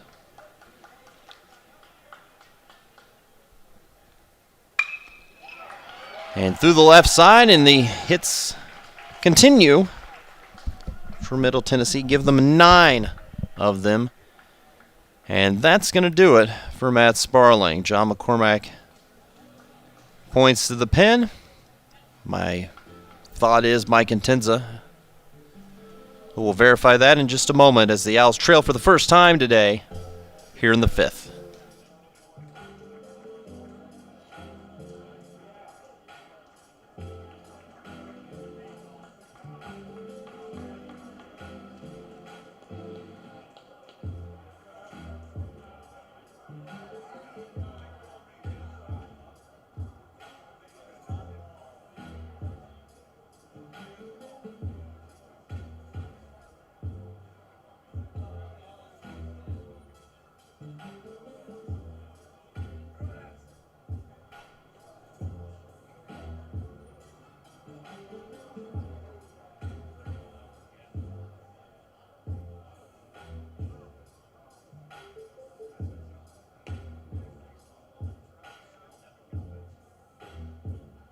That's another call to the bullpen for Florida Atlantic. Now on the mound, number 35, Mike Intenza.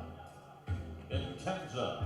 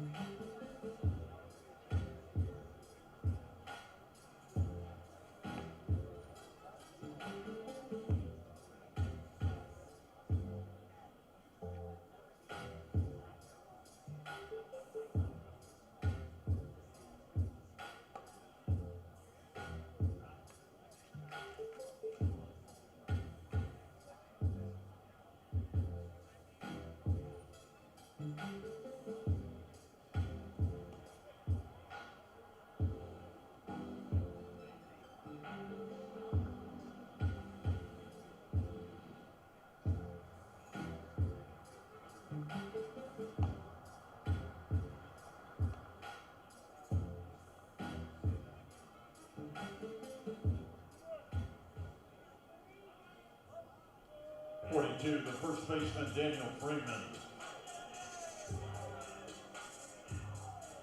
2 down.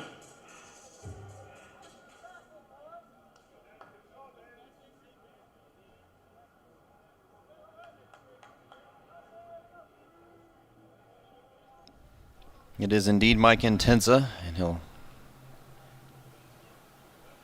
pick to first with Mabry back in safely. Intenza to face Freeman with the runner at first and 2 down.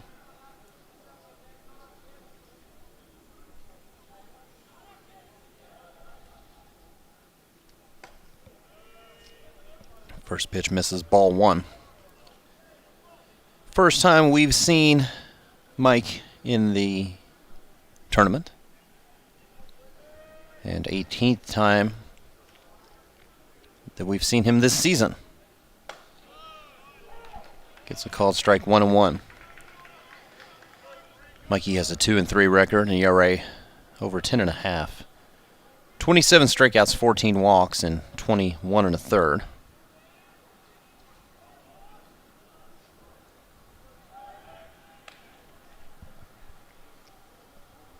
And another throw over to first with Mabry 8 of 12 on steals, back in safely.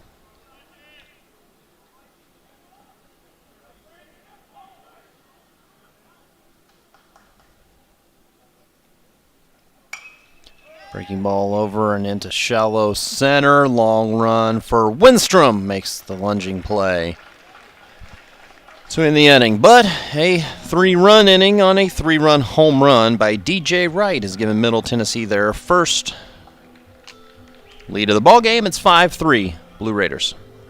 Middle Tennessee picked up 3 runs on 3 hits, no errors, 1 left. 5-3 is hit Von Fun. Thanks to Doghouse Sports Grill, have been serving up the best burgers and cold drinks in Ruston for over 20 years.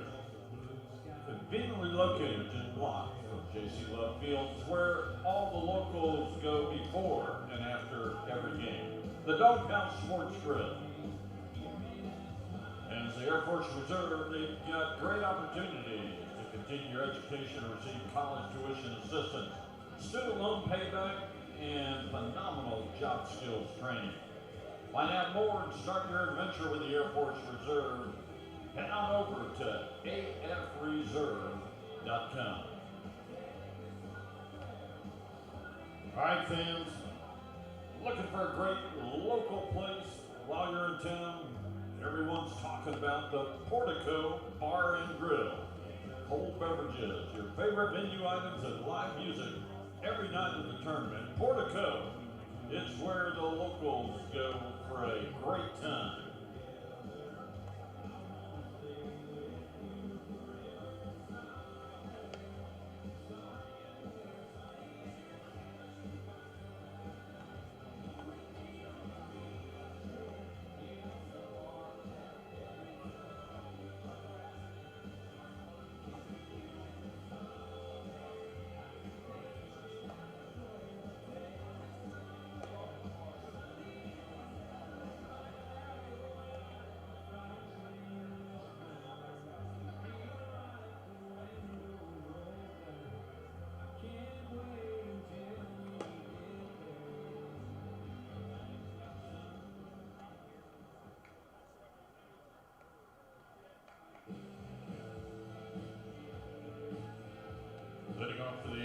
Well, the Owls trailing for the first time today,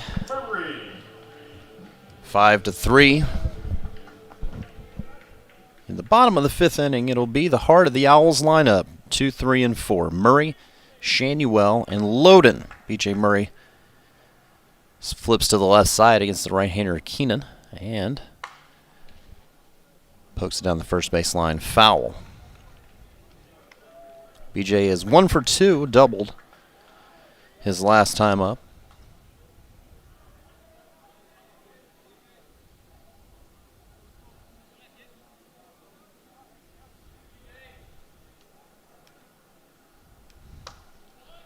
Inside, 1 ball, 1 strike.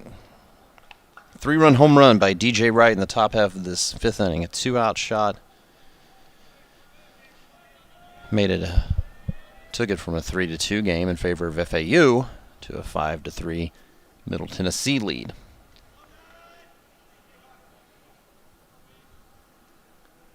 Murray down the right field line and foul. 1-2. Keenan now 2 1/3 innings of scoreless baseball, 2 hits. One of those a double and a strikeout. Really has quieted the Owls' bats down after they had gotten to the starter, Trent Siebert, for 3 in the 2nd. Chopper to the right side, played by the second baseman Mabry, 1 down.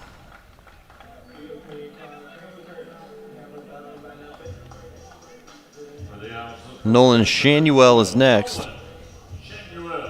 0 for 2. Both times he's hit it down to first. 1 a fielder's choice. 1 just a ground out to the bag.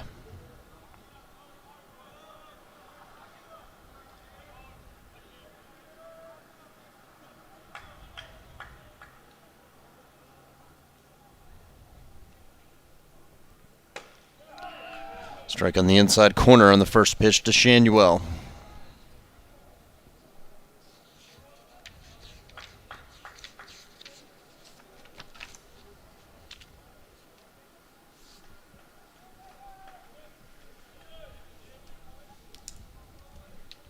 Oh, 1. Same spot, same call.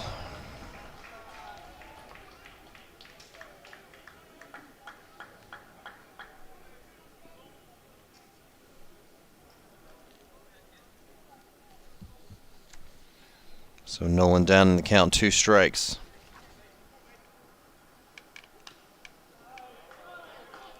And just getting a piece to stay alive as the Owls' first baseman.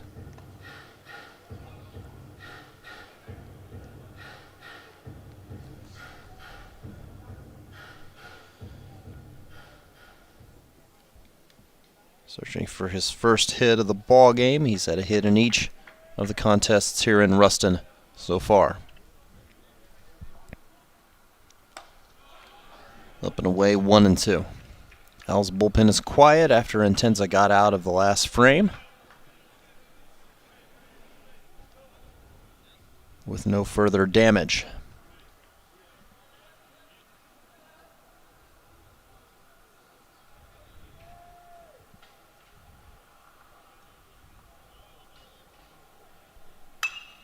Shanuel hits it the opposite way to left, backtracking and leaping at the edge of the track is Simlar to make the play. Thought maybe it would have snuck over, could have snuck over his head, but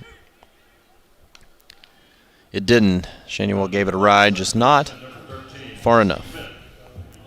2 up, 2 down for Stephen Loden, who has a hit and 2 at bats today.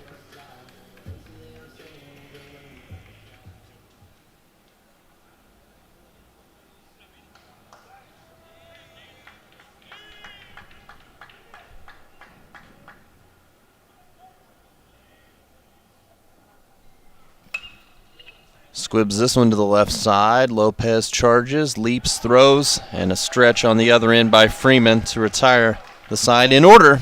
The Owls go down 1-2-3 in the 5th and trail by 2 at 5-3 through 5.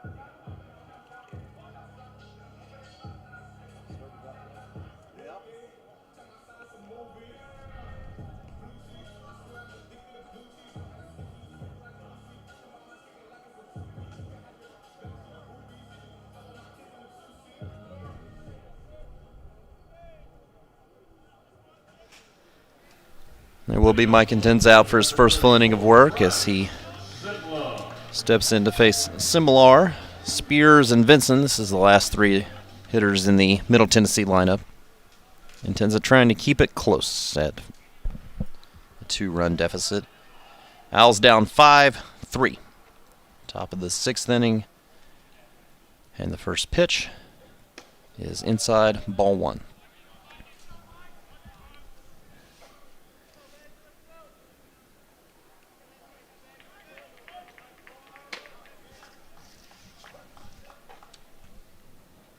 And a swing and a miss to even the count. Ground out to short and a single to right for Simlar today.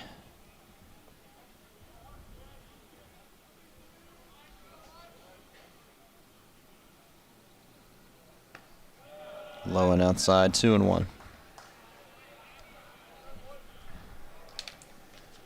Intenza celebrated his senior day a couple of weekends ago.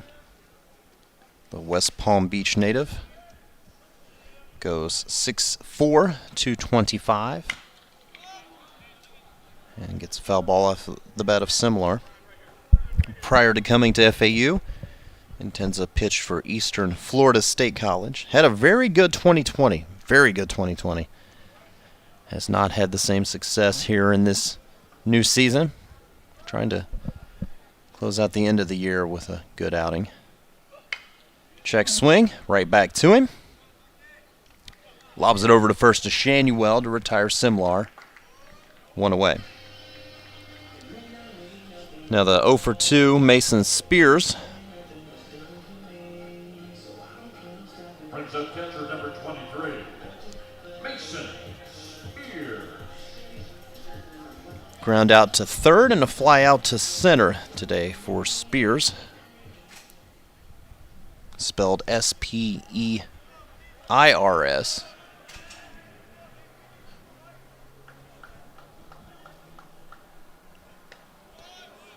First pitch from Intenza, low and outside, ball 1. Spears, a 5'11", 210-pound junior, hailing from Westminster, Colorado. Did he go? He did not. 2-0. Spears played at Iowa Western Community College before making his way to Murfreesboro. Second on the team with 19, this is coming into the tournament. Second on the team with 16 starts behind the plate. Hits it on the ground to short. Alvarez picks and throws. 2 down. Now we will see the 9-hole hitter, Luke Vinson. Center fielder number 7, Luke. Also 0 for 2 today. 2 down. Ground out back to the pitcher and a fly out to left for Vinson today. He is a Murfreesboro native proper.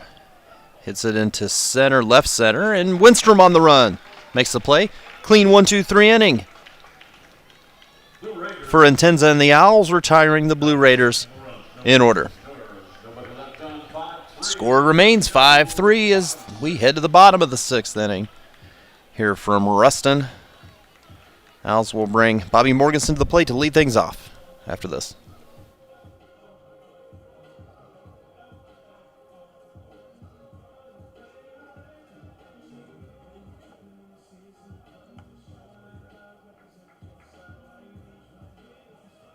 As here's some conference scores from around the country. In the Big 12, TCU rated number 15 in the country over Texas Tech, number 5, 7-2 ball game. There's a final from the SEC. Number 4, Tennessee all over the Crimson Tide of Alabama, 11-zip. An ACC final from Charlotte, North Carolina. Virginia clobbered number 7 Notre Dame, 14-1. In the Big 10, Nebraska over Michigan, 1-zip. In the American Conference Final, ECU all over Memphis, 12-zip.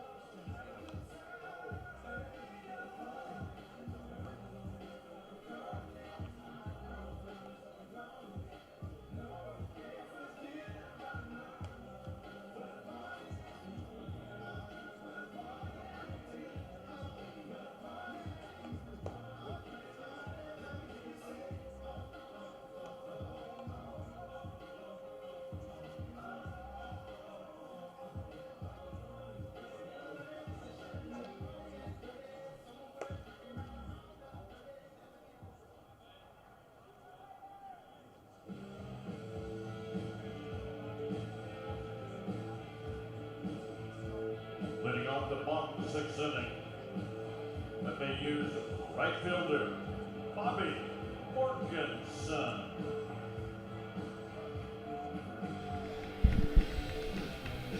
Bobby Morganson steps to the plate with a home run to his credit today. And a single as well. He's 2 for 2. The Owls trailing by 2 at 5-3. They haven't solved the right-hander Zach Keenan yet. 3 1/3 scoreless innings. He missed on the first pitch to Bobby. 1-0.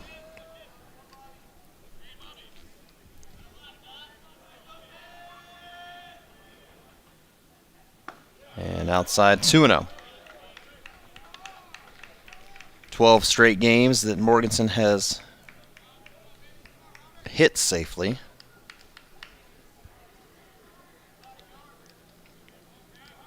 And I want to say 15 that he's reached base safely, but I'll get that for you in a moment.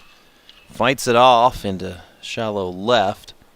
He was jammed and gets caught by Simlar. First time Morganson has been retired today. Brings up the catcher, Caleb Pendleton has a hit and 2 at-bats. 1 down.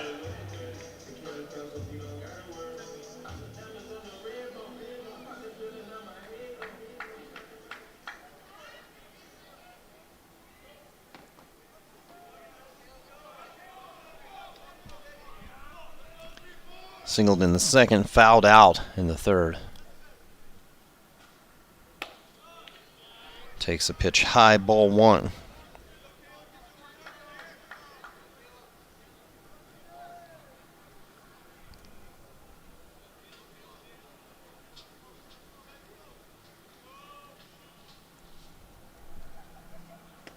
And low and outside, 2 balls, no strikes.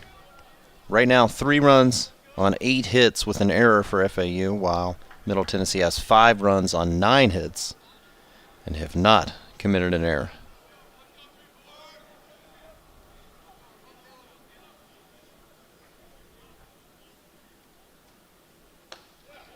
Fastball right over the plate for strike 1.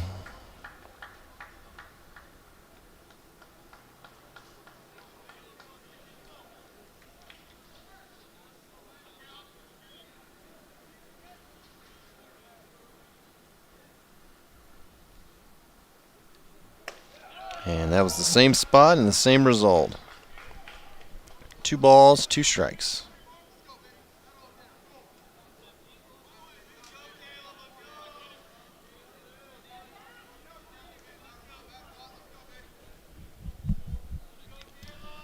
Over the head for the windup, and it's low and outside. Keenan has not issued a walk, and in fact,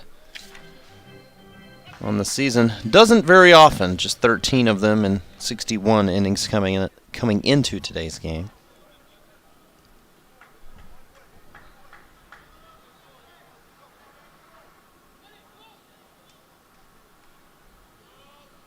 His payoff pitch here is hit a ton to center, going back to the fence, and watching it fly off the batter's eye is Vinson for a solo shot and cutting the deficit in half.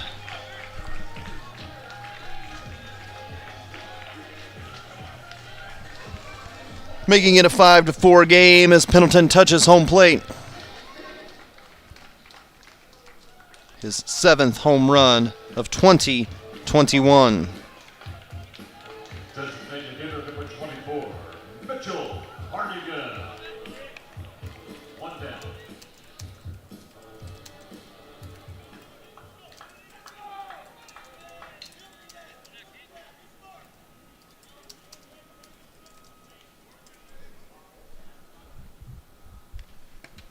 Low and inside to Mitch Hardigan. Doubled down the right field line. He would have a tough time doing that currently with Freeman really hugging the foul line back there by the first base umpire. 1-1 count to Mitch. DHing again today, so available. Well, even if he was in left field, he'd be available out of the bullpen. The DH spot just makes it more to where you don't lose that slot in the lineup. 1 ball, 1 strike, and 1 out. Hardigan has tied this game up. Back-to-back jacks for your Owls, as that one is off the train tracks in right center, making it a 5-5 ball game.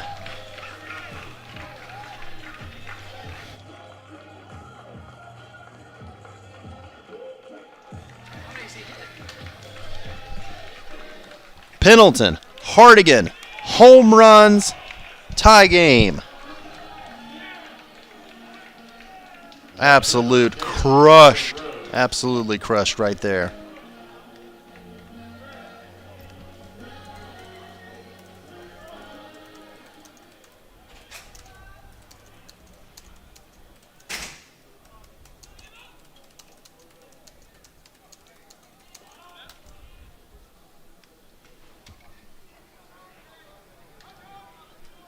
Here's Jalen DeBose. Fouls it down the right side. 0-1. Keenan on the year, 7 home runs given up coming into this inning. He had given up no runs on 2 hits coming into this inning until the back-to-back home runs, the third instance of that this season for your Owls.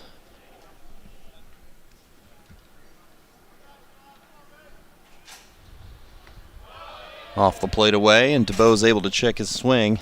1-1. Back on February 19th, a lifetime ago, Winstrom and Alvarez against UCF in the 9th. Back on April 4th at Charlotte, Shanuel and Murray also in the 9th. Here in the tourney in the 6th, back-to-back home runs have tied this game up. DeBoe's fouled it straight back, 1-2.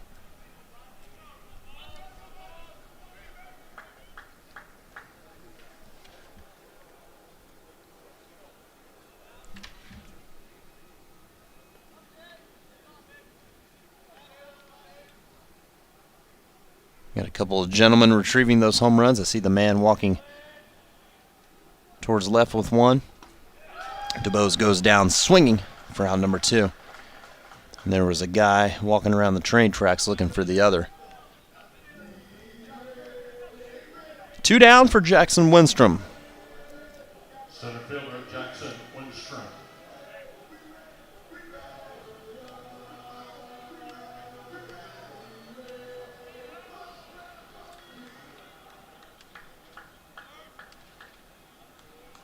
Jackson continues to swing a hot bat here in Ruston. 1 for 2 today. Had the run-scoring single back in the 2nd. And down the right field line, first base line, and it's taken by Freeman, who takes it to the bag himself twice. He's probably taken away hits from Winstrom.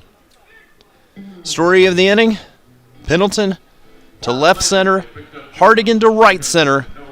2 solo shots and a tie ball game. It's 5-5 Owls and Blue Raiders through 6. And the Air Force Reserve, they've got great opportunities to continue your education, receive college tuition assistance, a student loan payback program, and job skills training. Find out more. To start your adventure with the Air Force Reserve, go to afreserve.com. And Ticket Smarter, the smartest way to buy tickets to live events. If you're looking to experience and enjoy the power and excitement of all the best sports concerts and theater events, look no further than TicketSmarter.com. You can download the app today right from the App Store. Don't miss out. Smart fans, they always start at TicketSmarter.com.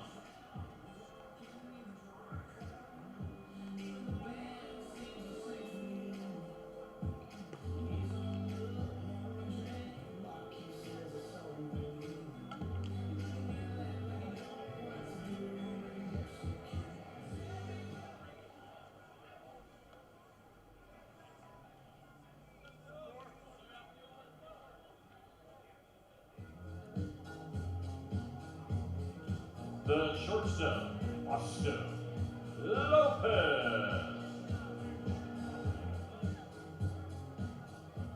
Brand new ball game, 5 all Heading to the 7th. Mikey Intenza will face the top of the Middle Tennessee lineup. An inning in the 3rd for Intenza. Gets a first pitch strike here. He's faced 4 batters. Got the last out of the 5th. And then set down the Blue Raiders in order in the 6th inning. Lopez reaches out, pokes it into center, and Winstrom will be there to make the play for out number 1.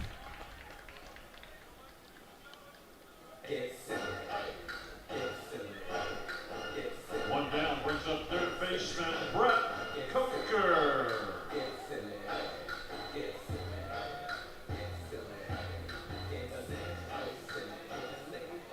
Brett Coker hitting 3 at bats. He struck out swinging his last time up, but reached base and came in to score on the right home run.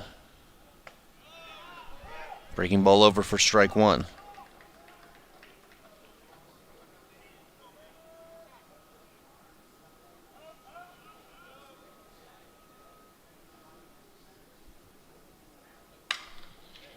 Gets this one on a line to left, and that'll drop a couple of hops in front of DeBose for a base hit. First base runner allowed so far by Mike Intenza. Right fielder Cole Escher.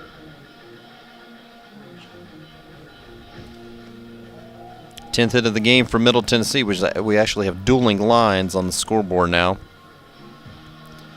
5 runs, 10 hits for each team. The Owls do have the only error of the ballgame. Runner on first and 1 out. And off the plate away to Escher.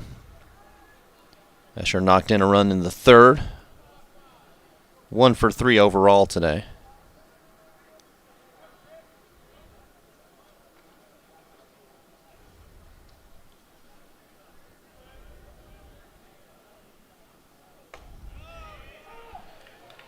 Gets the breaking pitch over for a strike. 1-1.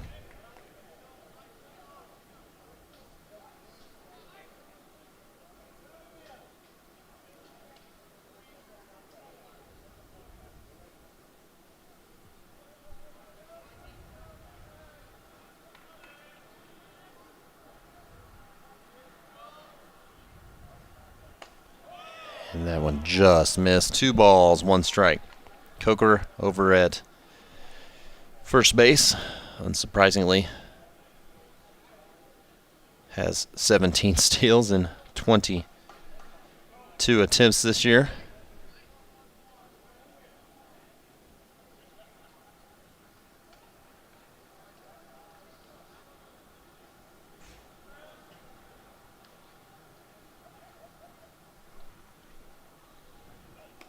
And that one's over the head of Escher and back to the backstop, allowing Coker to reach second. And Tenza has delivered 4, now 5 wild pitches on the year. So Coker doesn't even have to attempt to steal.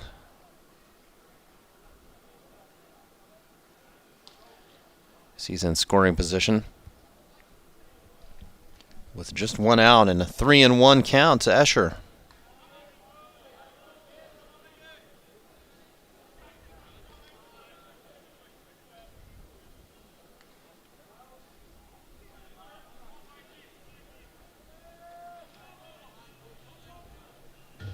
And time called, and Caleb Pendleton's going to take off the mask and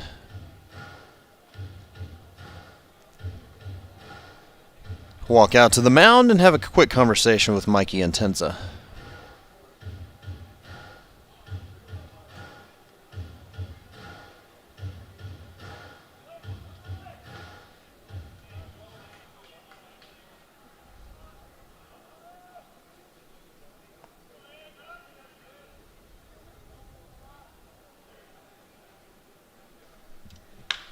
On the ground to short. Alvarez ranging to his right, bobbled it for a moment. His throw to first isn't going to be in time. That very well may be the second error of the game for your Owls. That would, again, my guess. I'll wait and see.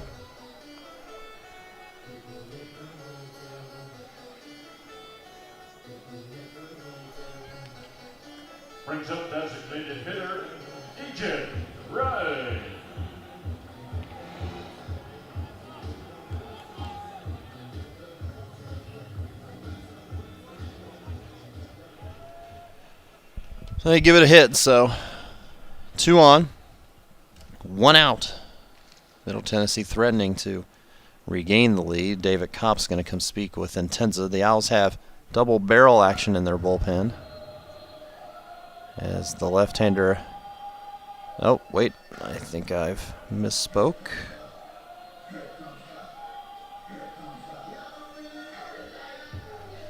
I got a light pole impeding my view here, but somebody is stretching and maybe has thrown a bit.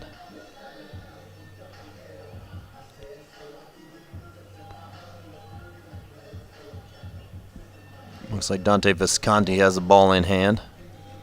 The Owls closer, but all hands on deck when it's win or go home.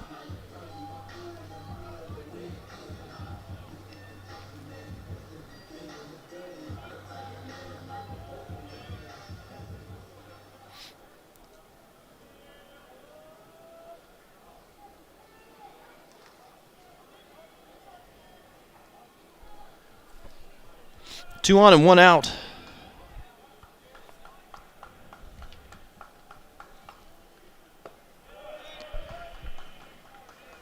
As this one bounces in, Pendleton puts a stop to it. 1-0. Coker at second with Escher at first. Both having singled after the inning started with a fly out to center. All this guy at the plate has done today is hit 2 home runs and knock in 4 of Middle Tennessee's 5 runs. Called strike, 1-1. 1 ball, 1 strike, 1 out.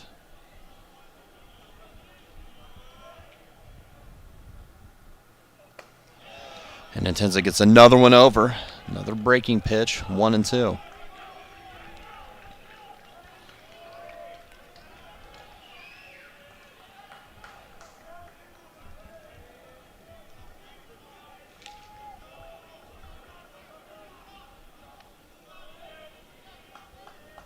Intenza takes a look back at second, comes to the plate, swing and a miss. Got right to chase and gets the second out of the inning.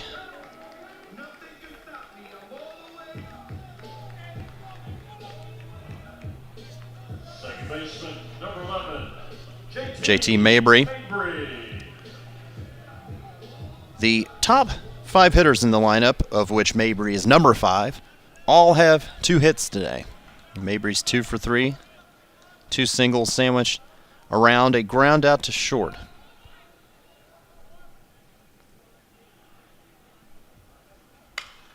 And he hits it into left for a base hit. Winstrom, his throw will be to second, try to keep Coker from advancing. Or I'm sorry, Escher any further. Coker scores. Middle Tennessee regains the lead at 6-5. Brings up first baseman, Daniel Freeman. A 2-out single. Now it's Daniel Freeman, 0 for 3 today. On 2 swings of the bat, last half inning, the Owls tied it up, and, well, they'll have to come from behind again. Looks like that might do it for Intenza. Well, it has to. It's the second mound visit of the inning. Third pitcher of the game for your Owls upcoming. As they trail Middle Tennessee 6-5, we'll tell you who. No one yet has emerged from the bullpen. Looks like Visconti's on his way.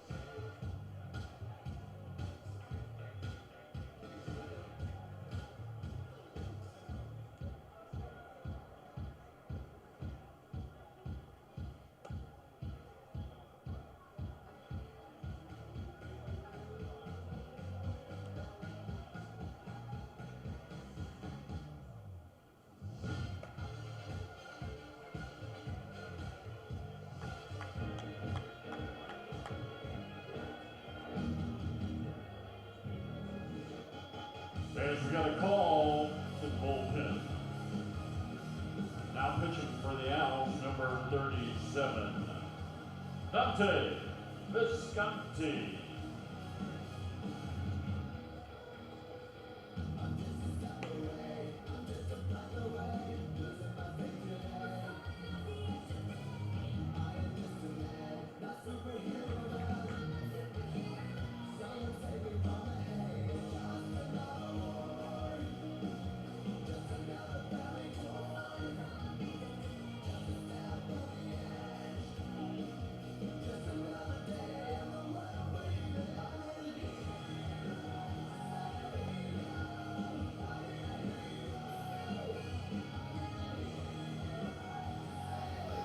So the Owls will turn to Dante Visconti, who has turned into a back end of the bullpen arm. Starting to the plate, the first baseman, Daniel. I mean, in the grand scheme of things, the Owls closer, but they need him to close out this inning and keep it a one-run game. As we're in the top half of the 7th inning, runners at first and second and 2 outs. First pitch to Freeman is on the outside corner for strike one. 93 on that fastball. Visconti, 4-2 record, and his ERA is a little under 7, but that's not an indication of how well he's pitched as of late, including 4 wins and 2 saves in his last 6 appearances, all out of the pen. 0-1. Low and outside, 1 ball, 1 strike. 3 hits in the inning, and Middle Tennessee has regained the lead on a 2-out single by J.T. Mabry. Only one of these two teams will move on in this Conference USA Championship tournament, the 1-1. Fouled off 1-2. Whoever does, the Owls or the Blue Raiders will move to tomorrow's,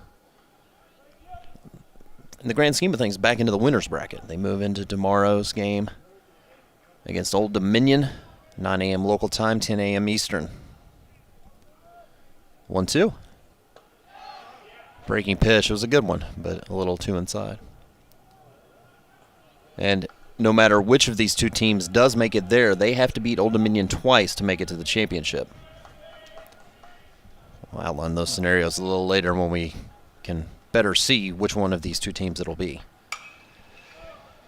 Down the right field line, long run for Morganson, diving, takes it on a hop, and a run will score on a double by Freeman. Morganson gave it all he could. A long run and a full-out dive, but he trapped it, and it's a 7-5 game.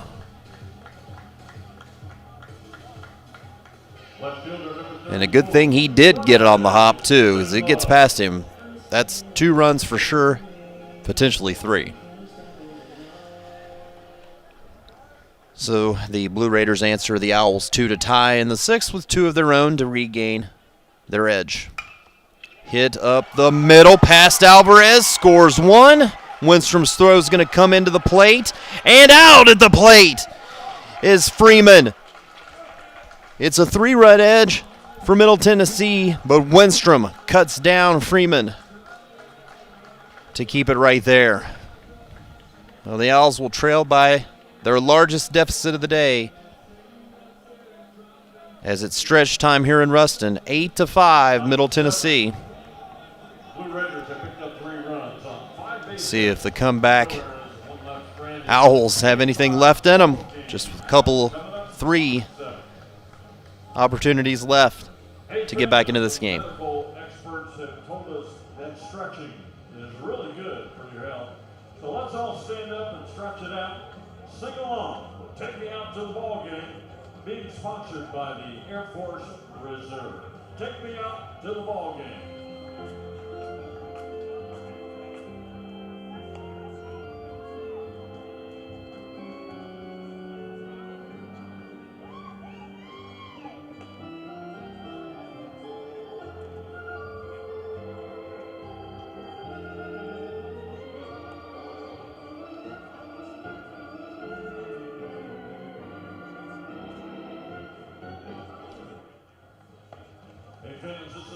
storyteller champions, Justins.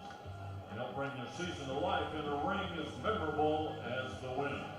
Justins, they are proud to be the official championship ring and trophy partner of Conference USA.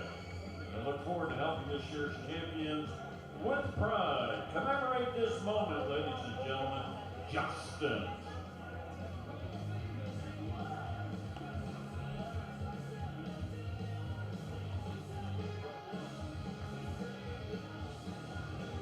As we have another call to the bullpen.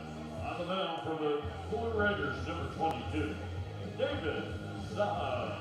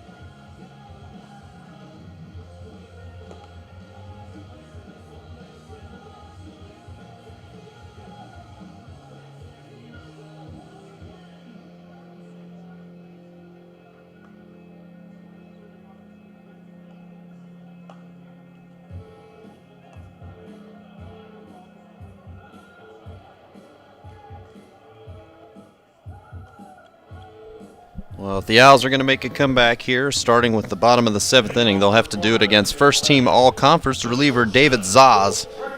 This guy's been really good. 6-2 this year out of the bullpen, 6 saves, a 1.63 ERA. He's given up just 7 earned runs in 38 2/3, striking out.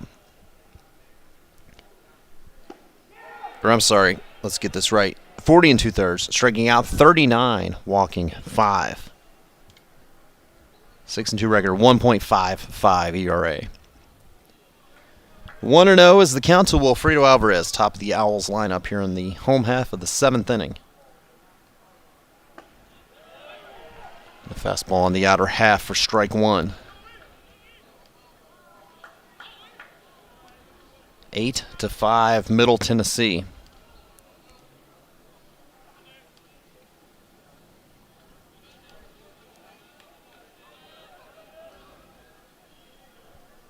One. Outside corner, strike 2. Wilfredo a walk and 2 flyouts today, 1 to left, 1 to center. 0 for 2.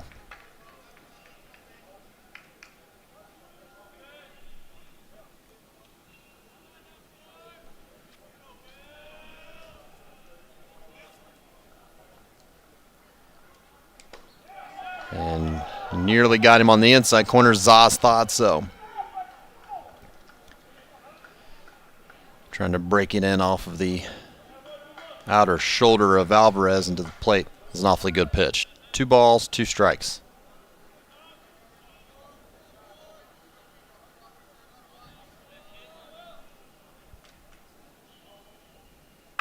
Alvarez down the right field line. If it stays fair, it's got a shot. And it's just foul. Will has 1 home run this season, and it was in the opener. And it was in the 9th inning in a game at UCF. Nearly had his 2nd homer of the season right there.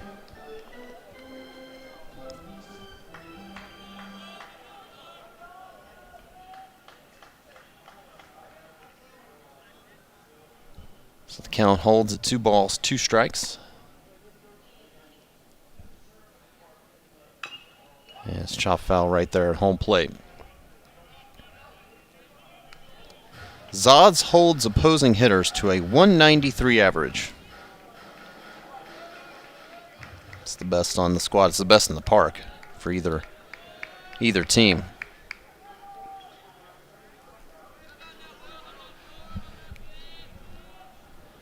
Two. And fouled off again. So Alvarez staying alive here.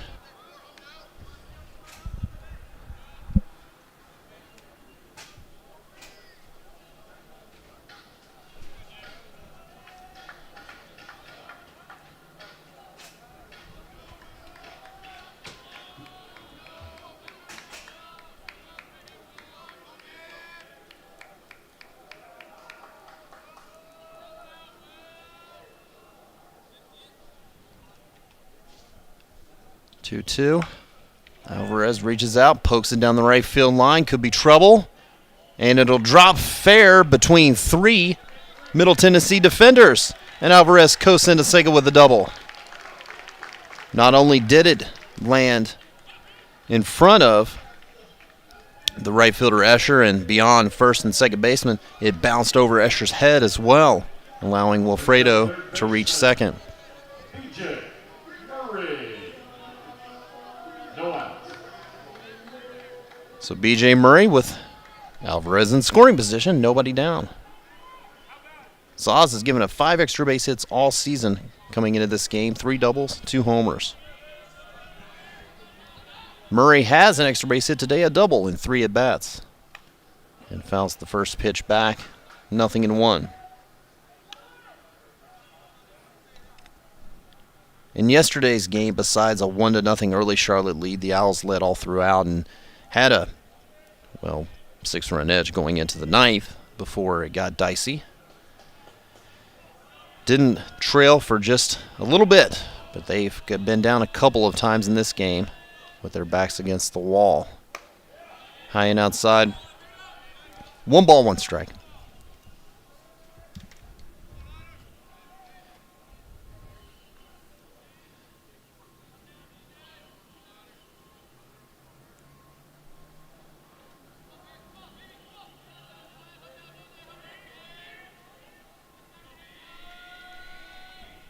Kicking the 1-1. Murray pops it up a mile high.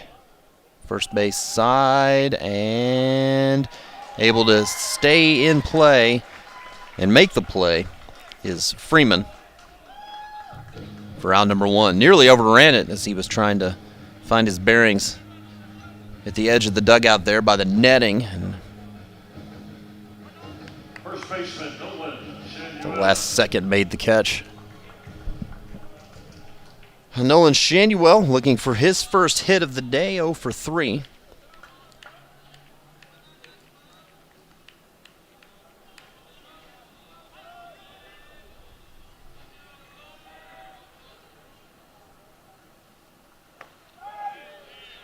Lays off of 1 outside.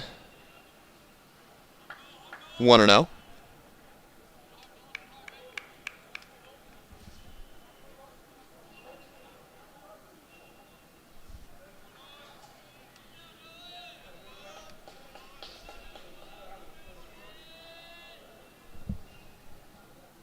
And this one is going to go to the backstop.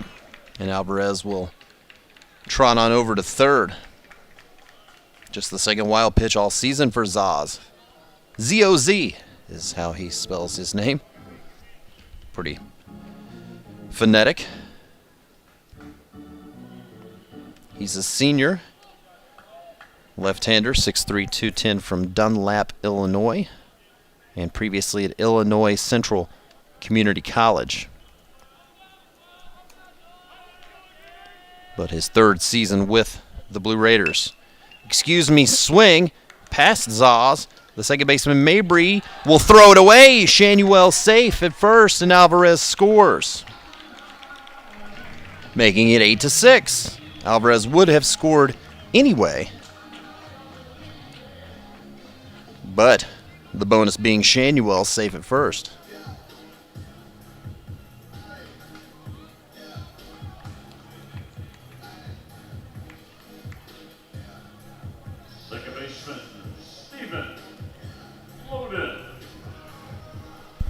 And here's a meeting at the mound coming. I don't have Zaz's game by game, but when you only give up 7 earned runs all season long, I can't imagine multiple runs is really occurring that often. Stephen Loden does represent the tying run for your Owls.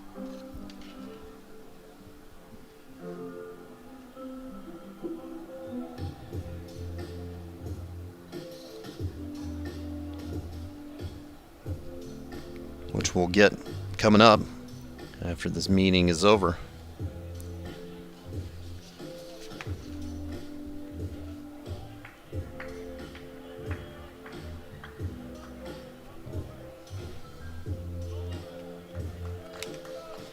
And it is over. Steve Loden 1 for 3 today. It's been a little quiet. I mean, he does have a hit in, I'm sorry, he had 2 hits yesterday. Did not have a hit in the first game of this tournament. I mean, you're going to come back down to earth after hitting 500 for about a month. But this will be a good time to be more like Steve as he fouls the first pitch back, strike 1.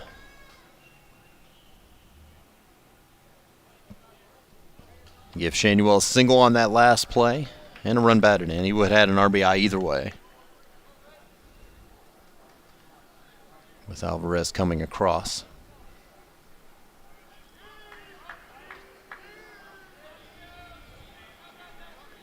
0-1.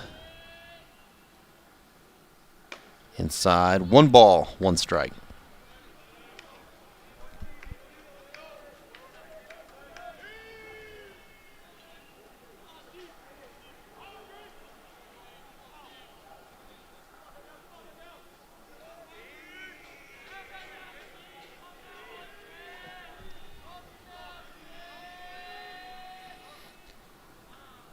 Set at the chest and the 1-1 pitch. Loaded! Deep drive, right field, and going back and out of room is Asher. It's a tie ball game.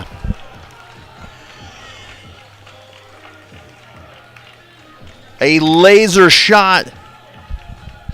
My only thought was it hit too hard. It was hit hard and it was hit far enough, and Stephen Loden has knotted this game back up at 8 apiece.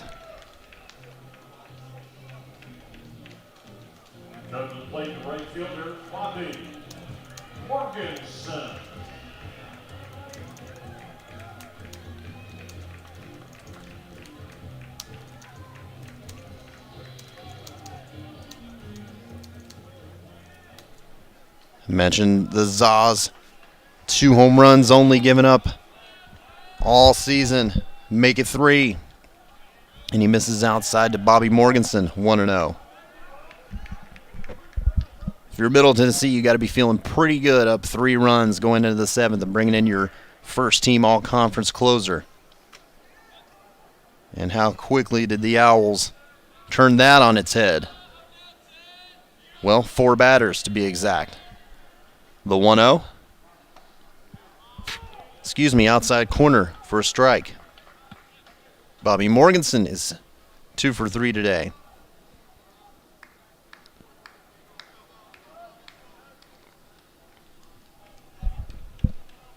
This game's going to go down to the bitter end.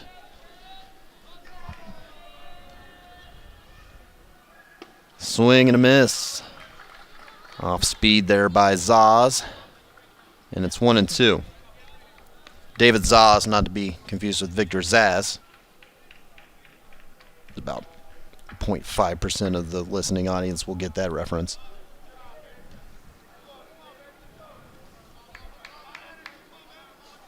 As Zaz sets, his 1-2 pitch is just off the plate away. Held there awkwardly for an extra second by Spears, and the call not given. 2 balls, 2 strikes.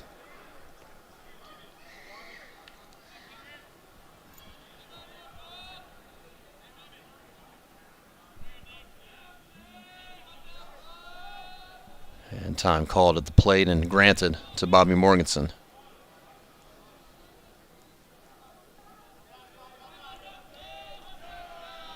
Break-even pitch. It's way outside and it's full.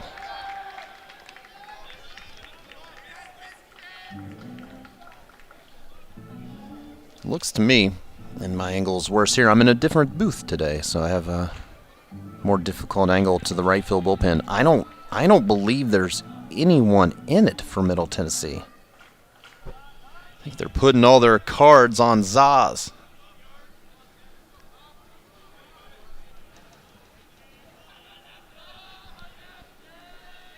Here goes some guys literally as I speak. And a swing and a miss. Got Morganson to chase the off speed. Probably was a strike as well. He's down on strikes. Looks like Middle Tennessee is sending Eric Swan out to the bullpen. 2 down.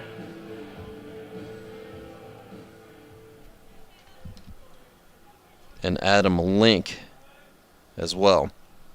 2 away. Here's Caleb Pendleton. He's got a 2-hit day, including a home run. Looks at the first pitch, low, ball 1. This game has been a lot of things.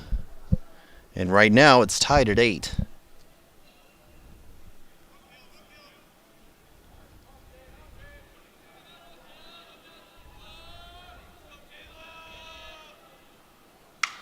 Pendleton gives it a ride to right, the opposite way, and that's out of here. It's off the light pole in right field.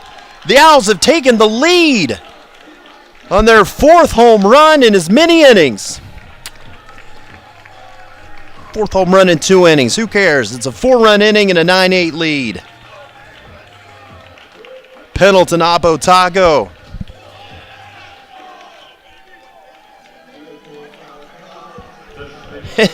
And the Owls answer the 3 in the top half with 4 of their own.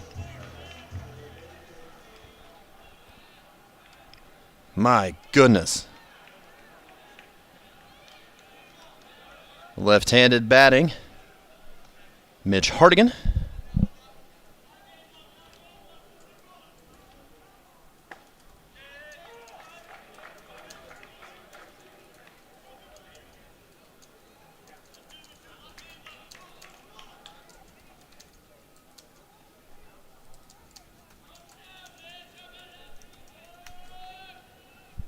First pitch strike. Hardigan leans out, pokes this one along the infield, and it's going to be Freeman, the first baseman, to squeeze it to end the inning. But a 4-run FAU bottom of the 7th has given FAU the 9-8 lead. Shanuel an RBI single, Loden's 2-run homer, Pendleton's solo shot, his 2nd of the game. Makes it 9-8 Owls.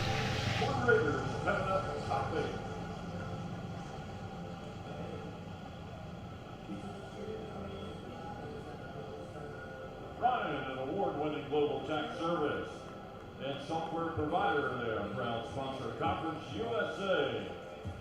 Celebrate all the student athletes during the Air Force Reserve Conference USA, the baseball championship.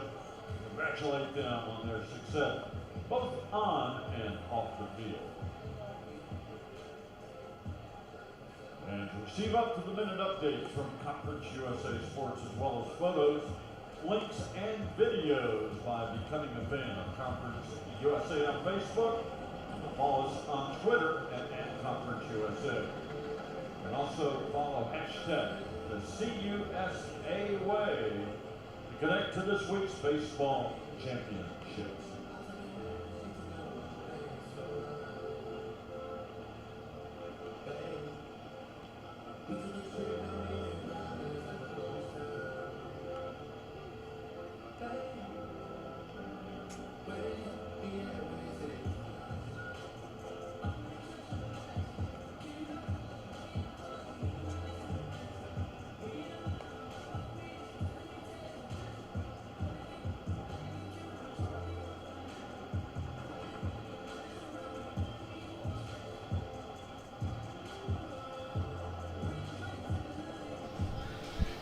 Well, all right, whose bullpen can pin this game down?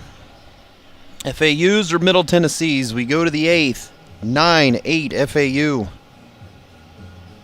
Dante Visconti returns. He came on in the midst of a 3-run top of the 7th.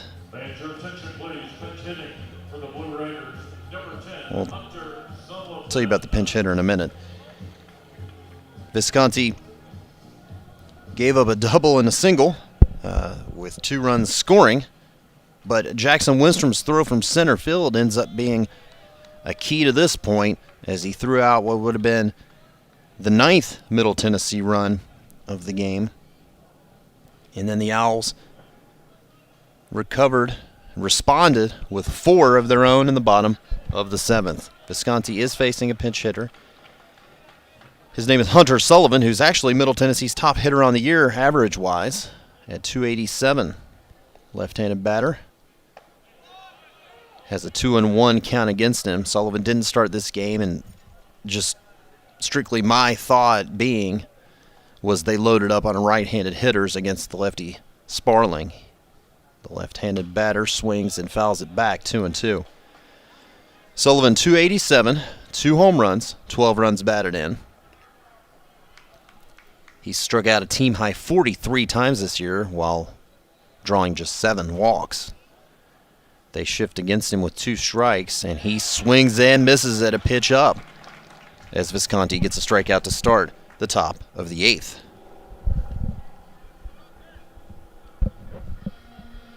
So that was in place of Spears. We'll get a new catcher into the game for Middle Tennessee. Sullivan is listed as an infielder. We'll get another pinch hitter in place of Vinson, a left-handed batter. Instead, we'll get the right-handed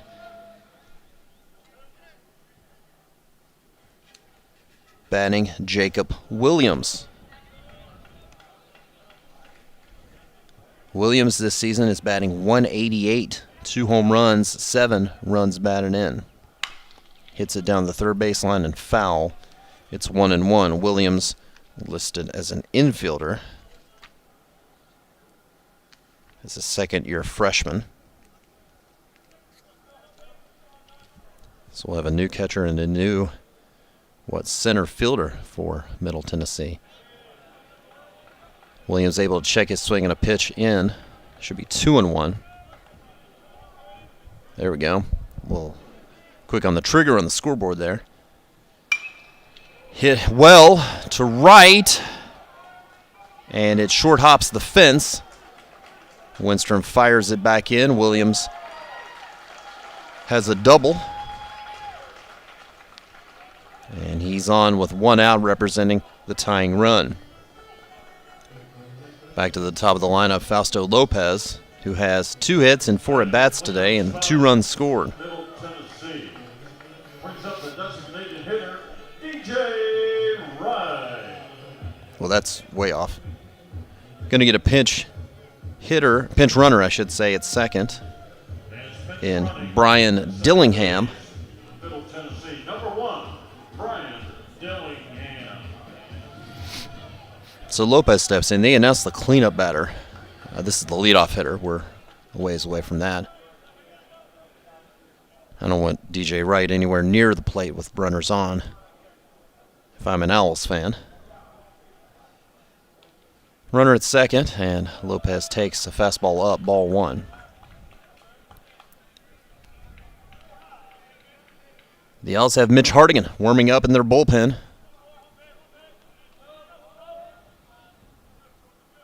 Who made the last out last inning, so he's got some time. He doesn't have to rush back to bat, the DH. Where'd that one miss? 2-0.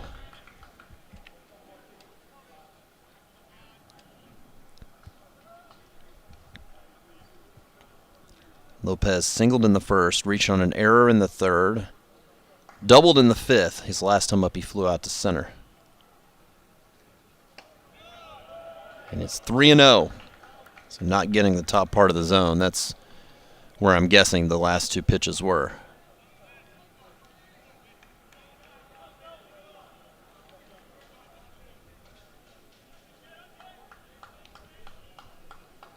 See if Lopez is taking here.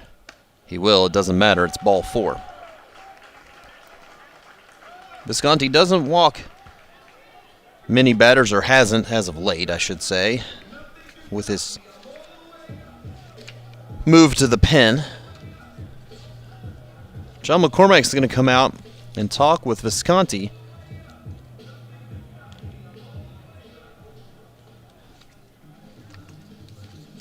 I say talk because it didn't look... Usually when he walks out to make a pitching change, it's with a purpose.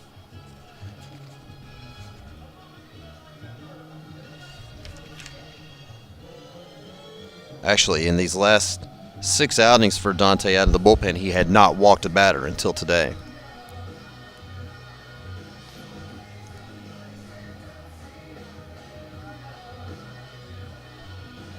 And they're sticking with him.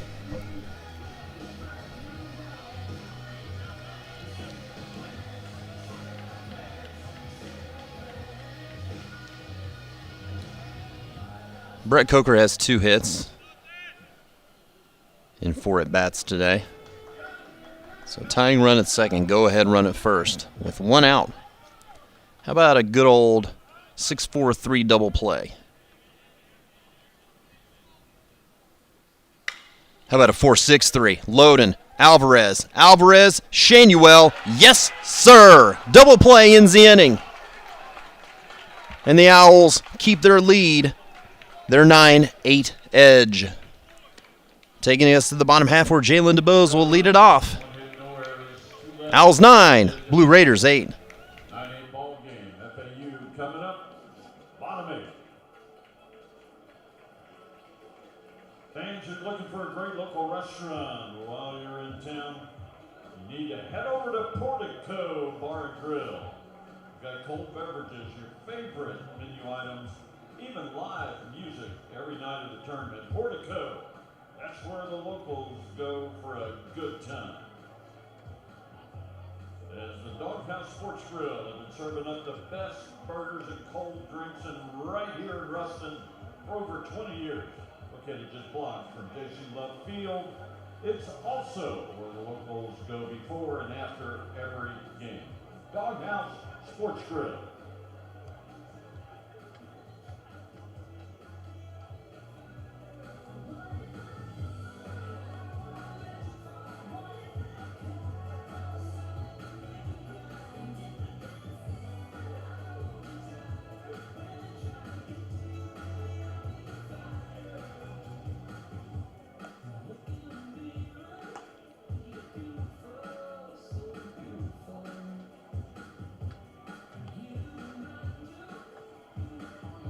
Fans, your attention please behind the plate. Now catching number 38, Briggs Rudder.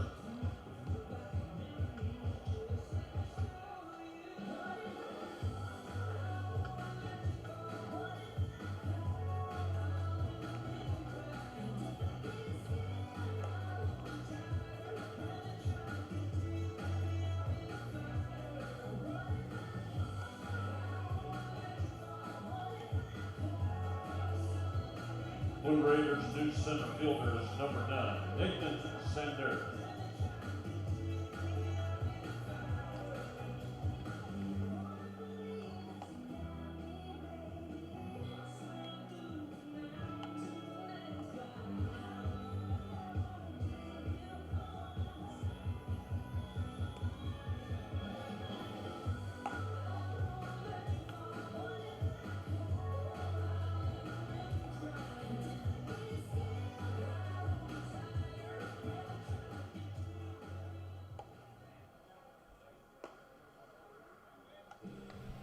Couple of defensive changes for Middle Tennessee, as expected. New catcher is Briggs Rudder. And in center field is Nathan Sanders. David Zaz, despite giving up 4 runs in the 7th, back out for the 8th to face DeBose, Winstrom, and Alvarez. DeBose squares, pulls back, and takes strike 1. Jalen is 1 for 3 today with a double that knocked in a run, and he came around to score back all the way back in the 2nd inning when FAU took a 3-0 lead. There's been a lot of swings in this game, literally and figuratively. Swing and a miss. Jalen down 0-2. The Owls were up 3-0 in the 2nd. After a run in each of the 3rd and 4th for Middle Tennessee, they got a 3-run shot in the 5th to make it 5-3. The Owls tied it at 5 in the 6th. DeBose through the left side on an 0-2 pitch. He's got a single to start the Owls' 8th. 5-5 in the bottom of the 6th. Then 8-5 middle, top of the 7th. And then 9-8 Owls in the bottom of the 7th.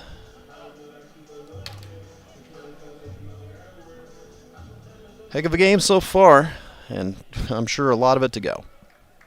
with the speedy DeBose at first. Jackson Winstrom has a one-hit day so far. He's squaring to bunt. Pulls back on a pitch low. Ball one.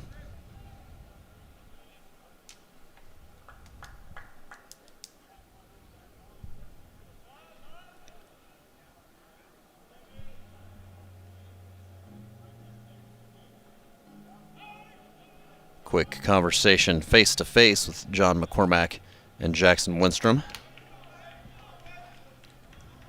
He had squared to bunt before the pitch was even offered. He hasn't yet here. And he will now. And it's a beaut. And Zaz and Coker nearly collide. And Winstrom beats it out by a step. I hesitated only because I thought DeBose might try to head on to third. But nice heads-up defense by Lopez, the shortstop, to go cover for Middle Tennessee. So Winstrom beats out the bunt, although with it being in the 8th inning, they may very well go and take a look at this one.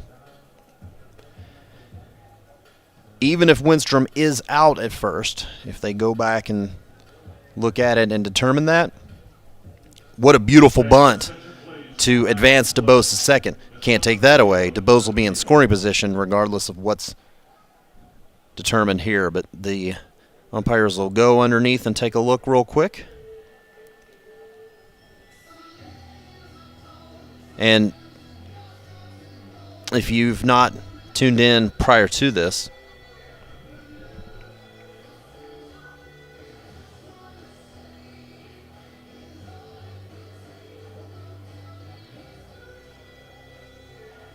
so if you hadn't tuned in, or I maybe didn't explain this fully, I think I did though. The umpires are just going to get the call. They're not going to make a call. They're not going into and looking at the monitors and determining themselves what the call should be or shouldn't be. They're being told by someone somewhere here, upstairs, almost like a fifth umpire, what the call should be. To the point that at our meeting, it was pretty well stated, don't argue with the call with the two umpires that are coming back out onto the field because they have no say in it. It was also sort of said that they don't even know why, or they don't have a say. They're not told why it is confirmed, why it's upheld, why it's overturned. Just that here is the call. So all that to say is there's a fifth man hidden somewhere away that he's the one that's making the decision. He's the one, if you want to argue with, you can't, because he's not going to be on the field.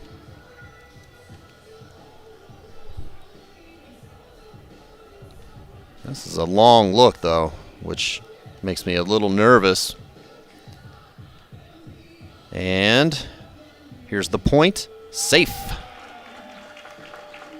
So Winstrom beats out the bunt, gets the infield single, putting 2 on with nobody out for Wilfredo Alvarez.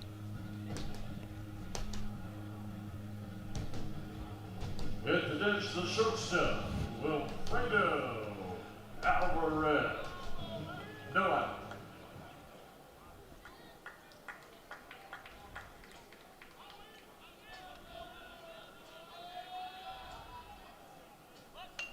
Alvarez squaring to bunt, pokes it too far foul up the third base side.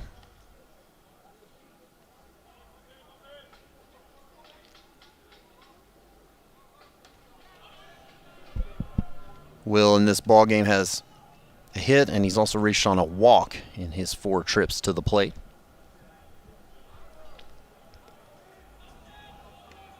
Oh, 1 looking to bunt again and fouls it back, so he's not going to be able to get the sacrifice down.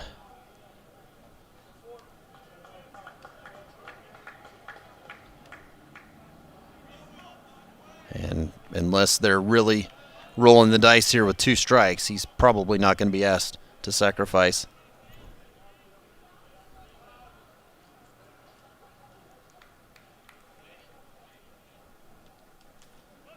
Well, he is. Wow. And he puts down a good one right in front of the mound. Making the play is Zaz. Wow. I'll eat my words. A 2-strike bunt by Alvarez. He got it down. Advancing both into scoring position. One away for B.J. Murray.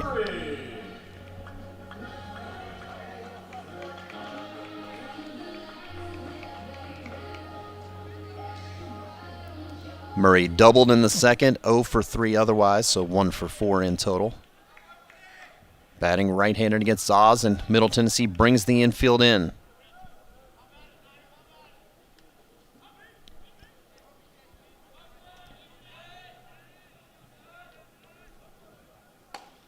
Outside ball 1.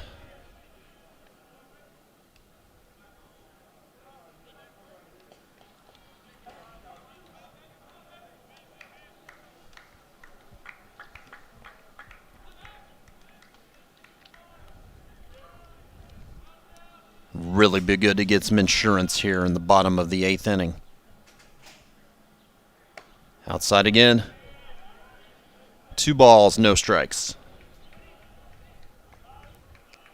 Combined 17 runs and 31 hits today for these two teams. And the potential moving past today of 3 more games if one of these two teams can turn things around tomorrow. Outside 3-0, and Zaz really nibbling here. Didn't catch the outside corner on any of his first 3 offerings. Murray surely taking here, which would load the bases for Shanuel, either this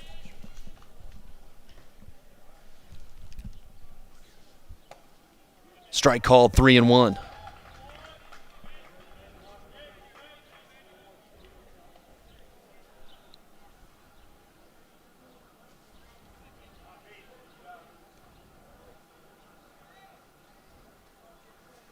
Zaz deep bend at the waist, working out of the stretch. His 3-1 pitch is hit through and into left center field. 1 run scores. They're going to send Winstrom the throw. Oh, the stop sign. Ooh. Winstrom really came barreling around that third base bag, and the throw was let through. May have had a shot. Meanwhile, Murray heads up base running, goes to second.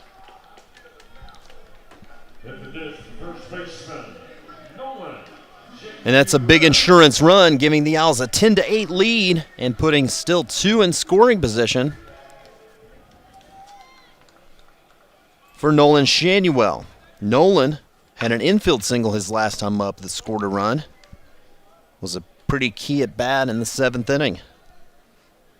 A 1 for 4 evening for the true freshman first baseman. He takes a strike. Strike 1.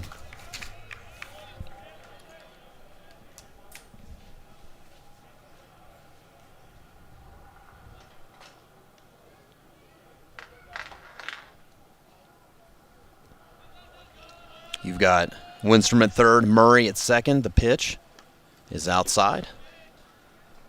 That sweeping breaking ball by Zaz. 1-1, who has given up 5 runs, which I would not have predicted in any manner as good of a season as he has had. Of course, this is the first time we've seen the Blue Raiders in person, but on paper, this guy looked lights out. 1-1. Outside again, 2 balls, 1 strike. 3 singles in the inning, plus a sac bunt, have combined for a run, and the Owls are looking for more.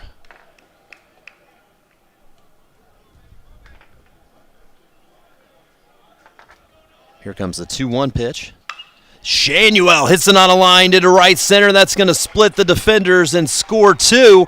He's going to coast into second, and the insurance runs are coming as the Owls are up 4 at 12-8.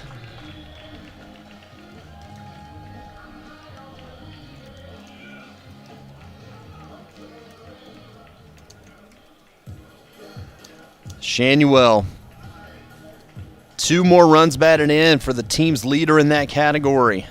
And that might spell the end of the day for Zaz, and it will. As the Owls get to the first team all-conference closer of this Blue Raider squad for 7 runs and potentially 8. Shanuel, he's on the hook for him as well. We'll tell you about the new Middle Tennessee reliever in just a moment as the Owls lead by 4, 12-8.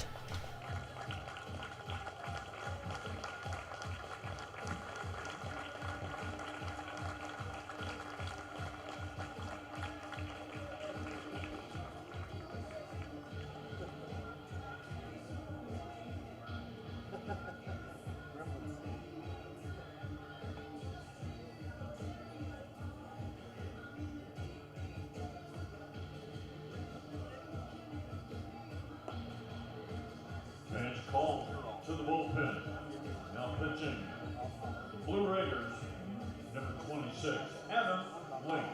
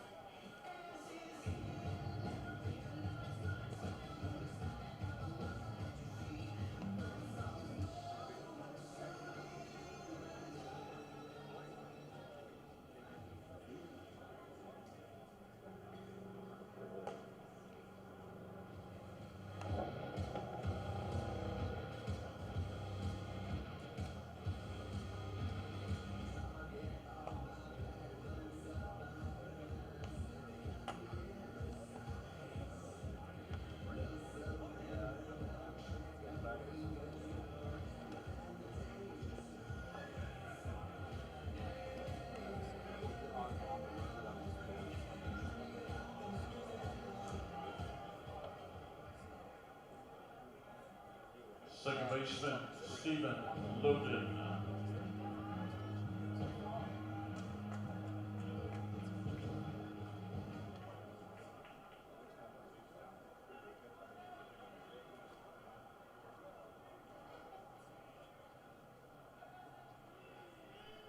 All right, the new Middle Tennessee reliever is Adam Link, and he gets a first pitch strike to Stephen Loden.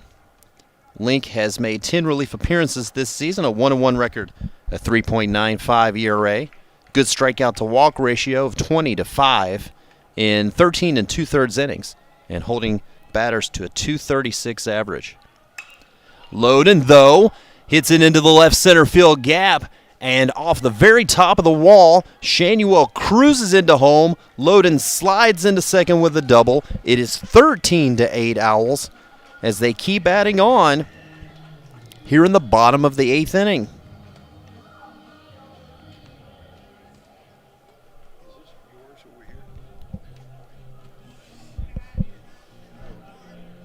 The right fielder, number 10, Bobby. 4 runs in each of the last 2 frames, 10 runs in the last 3 innings for FAU, and they have 19 hits today and are still rolling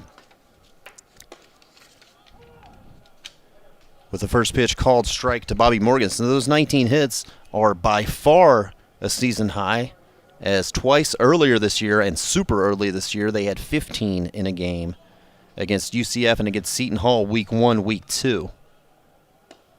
Up and away to Morganson, 1-1. Bobby, by the way, has 2 of FAU's 19 hits. Everybody in the lineup has at least 1. 8 of the 9 have multi-hit games today, as they are really seeing the ball well here in Ruston on this Friday evening. Morganson fouls it straight back. 1-2.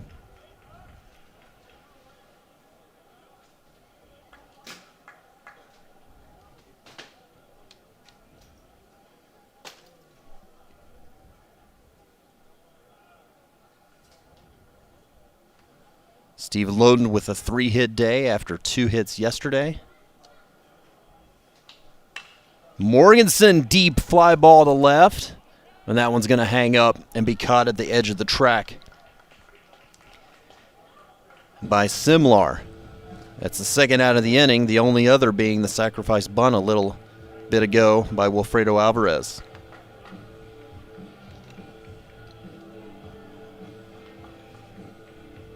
Brings to the plate Caleb Pendleton, who's had himself a day. A 3-hit effort, 3 for 4. His first 3-hit game as an Owl in his true freshman campaign.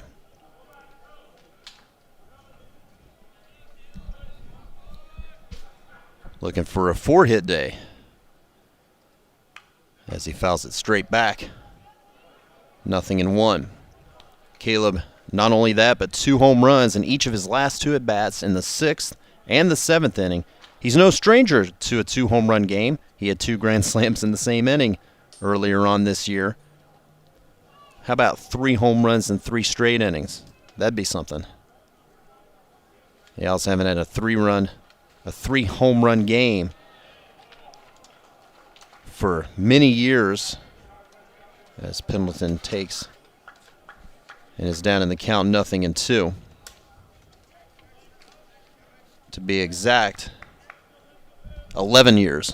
June 6th, 2010 was the last time they had a 3-home run game. Eddie Cassidy in the NCAA Regional against Oregon State. Caleb takes a pitch away. 1 ball, 2 strikes.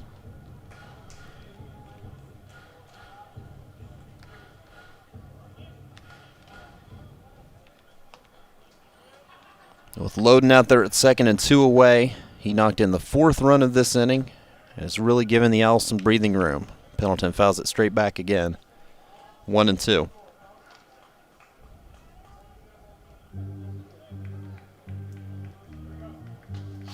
Remember, the winner of this game moves on. Takes on Old Dominion tomorrow morning in the first ball game of the day, 9 a.m. local time, 10 a.m. Eastern.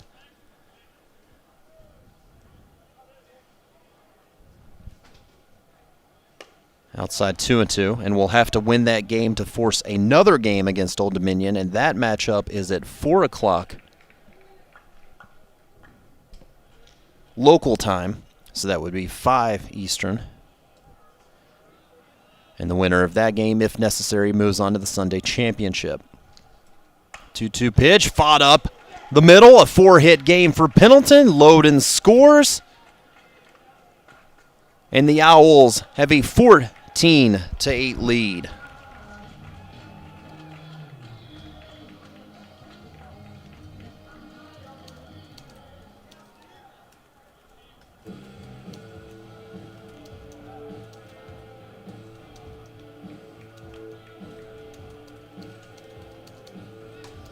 Designated hitter Mitchell Hartigan.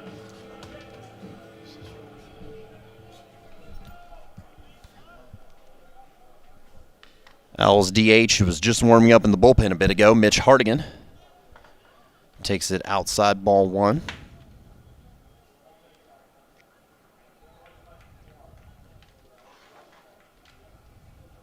He is the 9th batter of the inning as the Owls will send everyone to the plate. At least outside 2-0.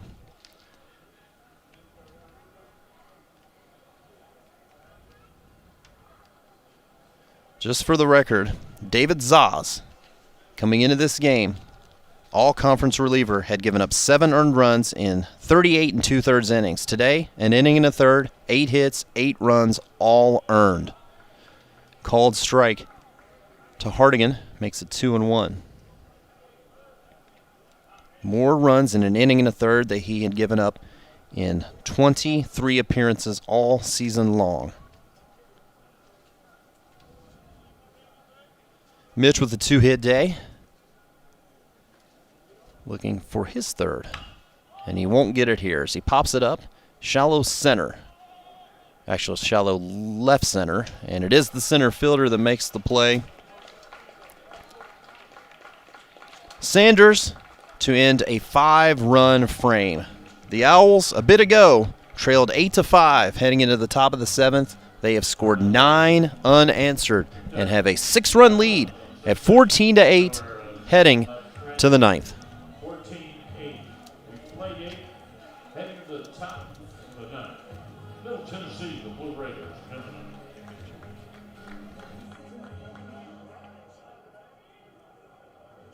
We are there in your community.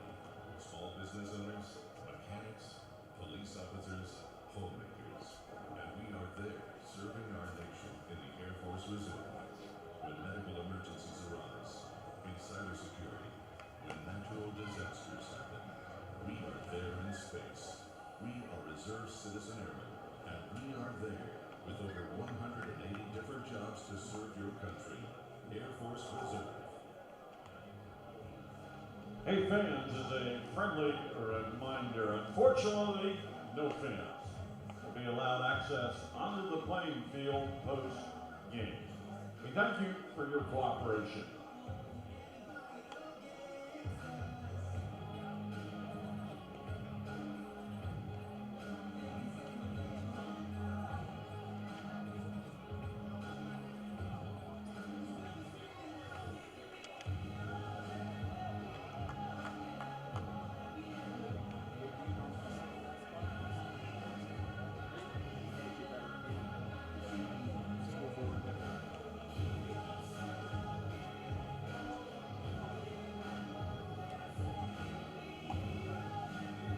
And another call to the bullpen. The mound for Florida Atlantic, number 15, Bryson Allen. We go to the 9th inning with the Owls leading by 6. I hate to put these things in the atmosphere. The Owls led by 6 going into the 9th yesterday, held on for the victory. We'll see if Bryson Allen has a better 9th than what was recorded yesterday. As Allen comes on for the 6th time this year, and his first pitch is fouled off by Cole Escher. It is the 3, 4, and 5 hitters. Got a stat coming from the other side of the press box. 20 hits by your Owls today, tied for 5th most in Conference USA tournament history. And the most since Rice set the record of 24 against Houston in 2010 in a game they won in 7 innings, which is pretty ridiculous if you ask me. Called strike to Escher, who's 2 for 4 today, and he's down in the count, 2 strikes.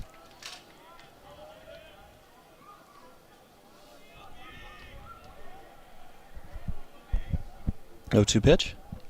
Bounces it in, 1 ball, 2 strikes. Bryson, the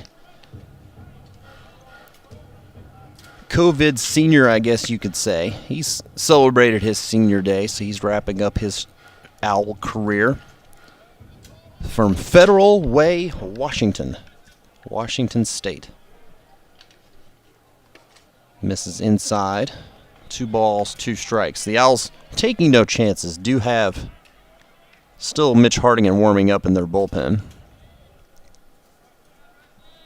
After yesterday, somebody's got to get hot. Into center field, caught by Jackson Winstrom, 1 down.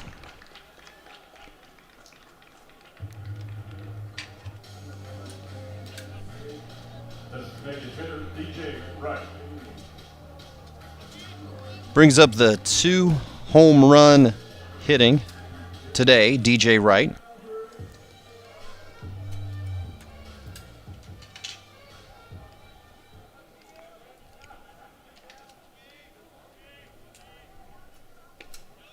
He takes a first pitch strike.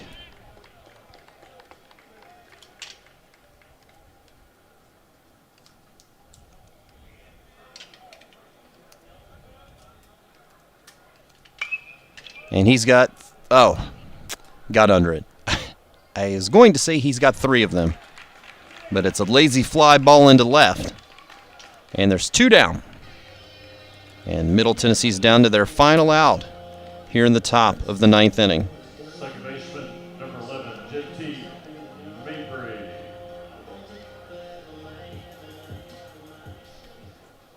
It's down to JT Mabry.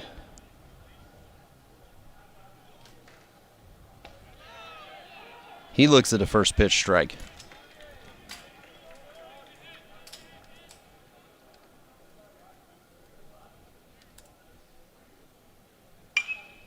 Into right field. Right at Bobby Morganson, and the Owls are going to take a victory here and move on at the Conference USA Championship. A 1-2-3 inning for Bryson Allen as the Owls win 14-8. 14 runs on 20 hits for FAU today. They did have an error. 8 runs, 15 hits for Middle Tennessee. No errors for the Blue Raiders. The Owls end Middle Tennessee season, and the Owls move on to tomorrow. We'll have the first game of the day against Old Dominion. It'll be a 9 a.m. local start, so 10 a.m. Eastern.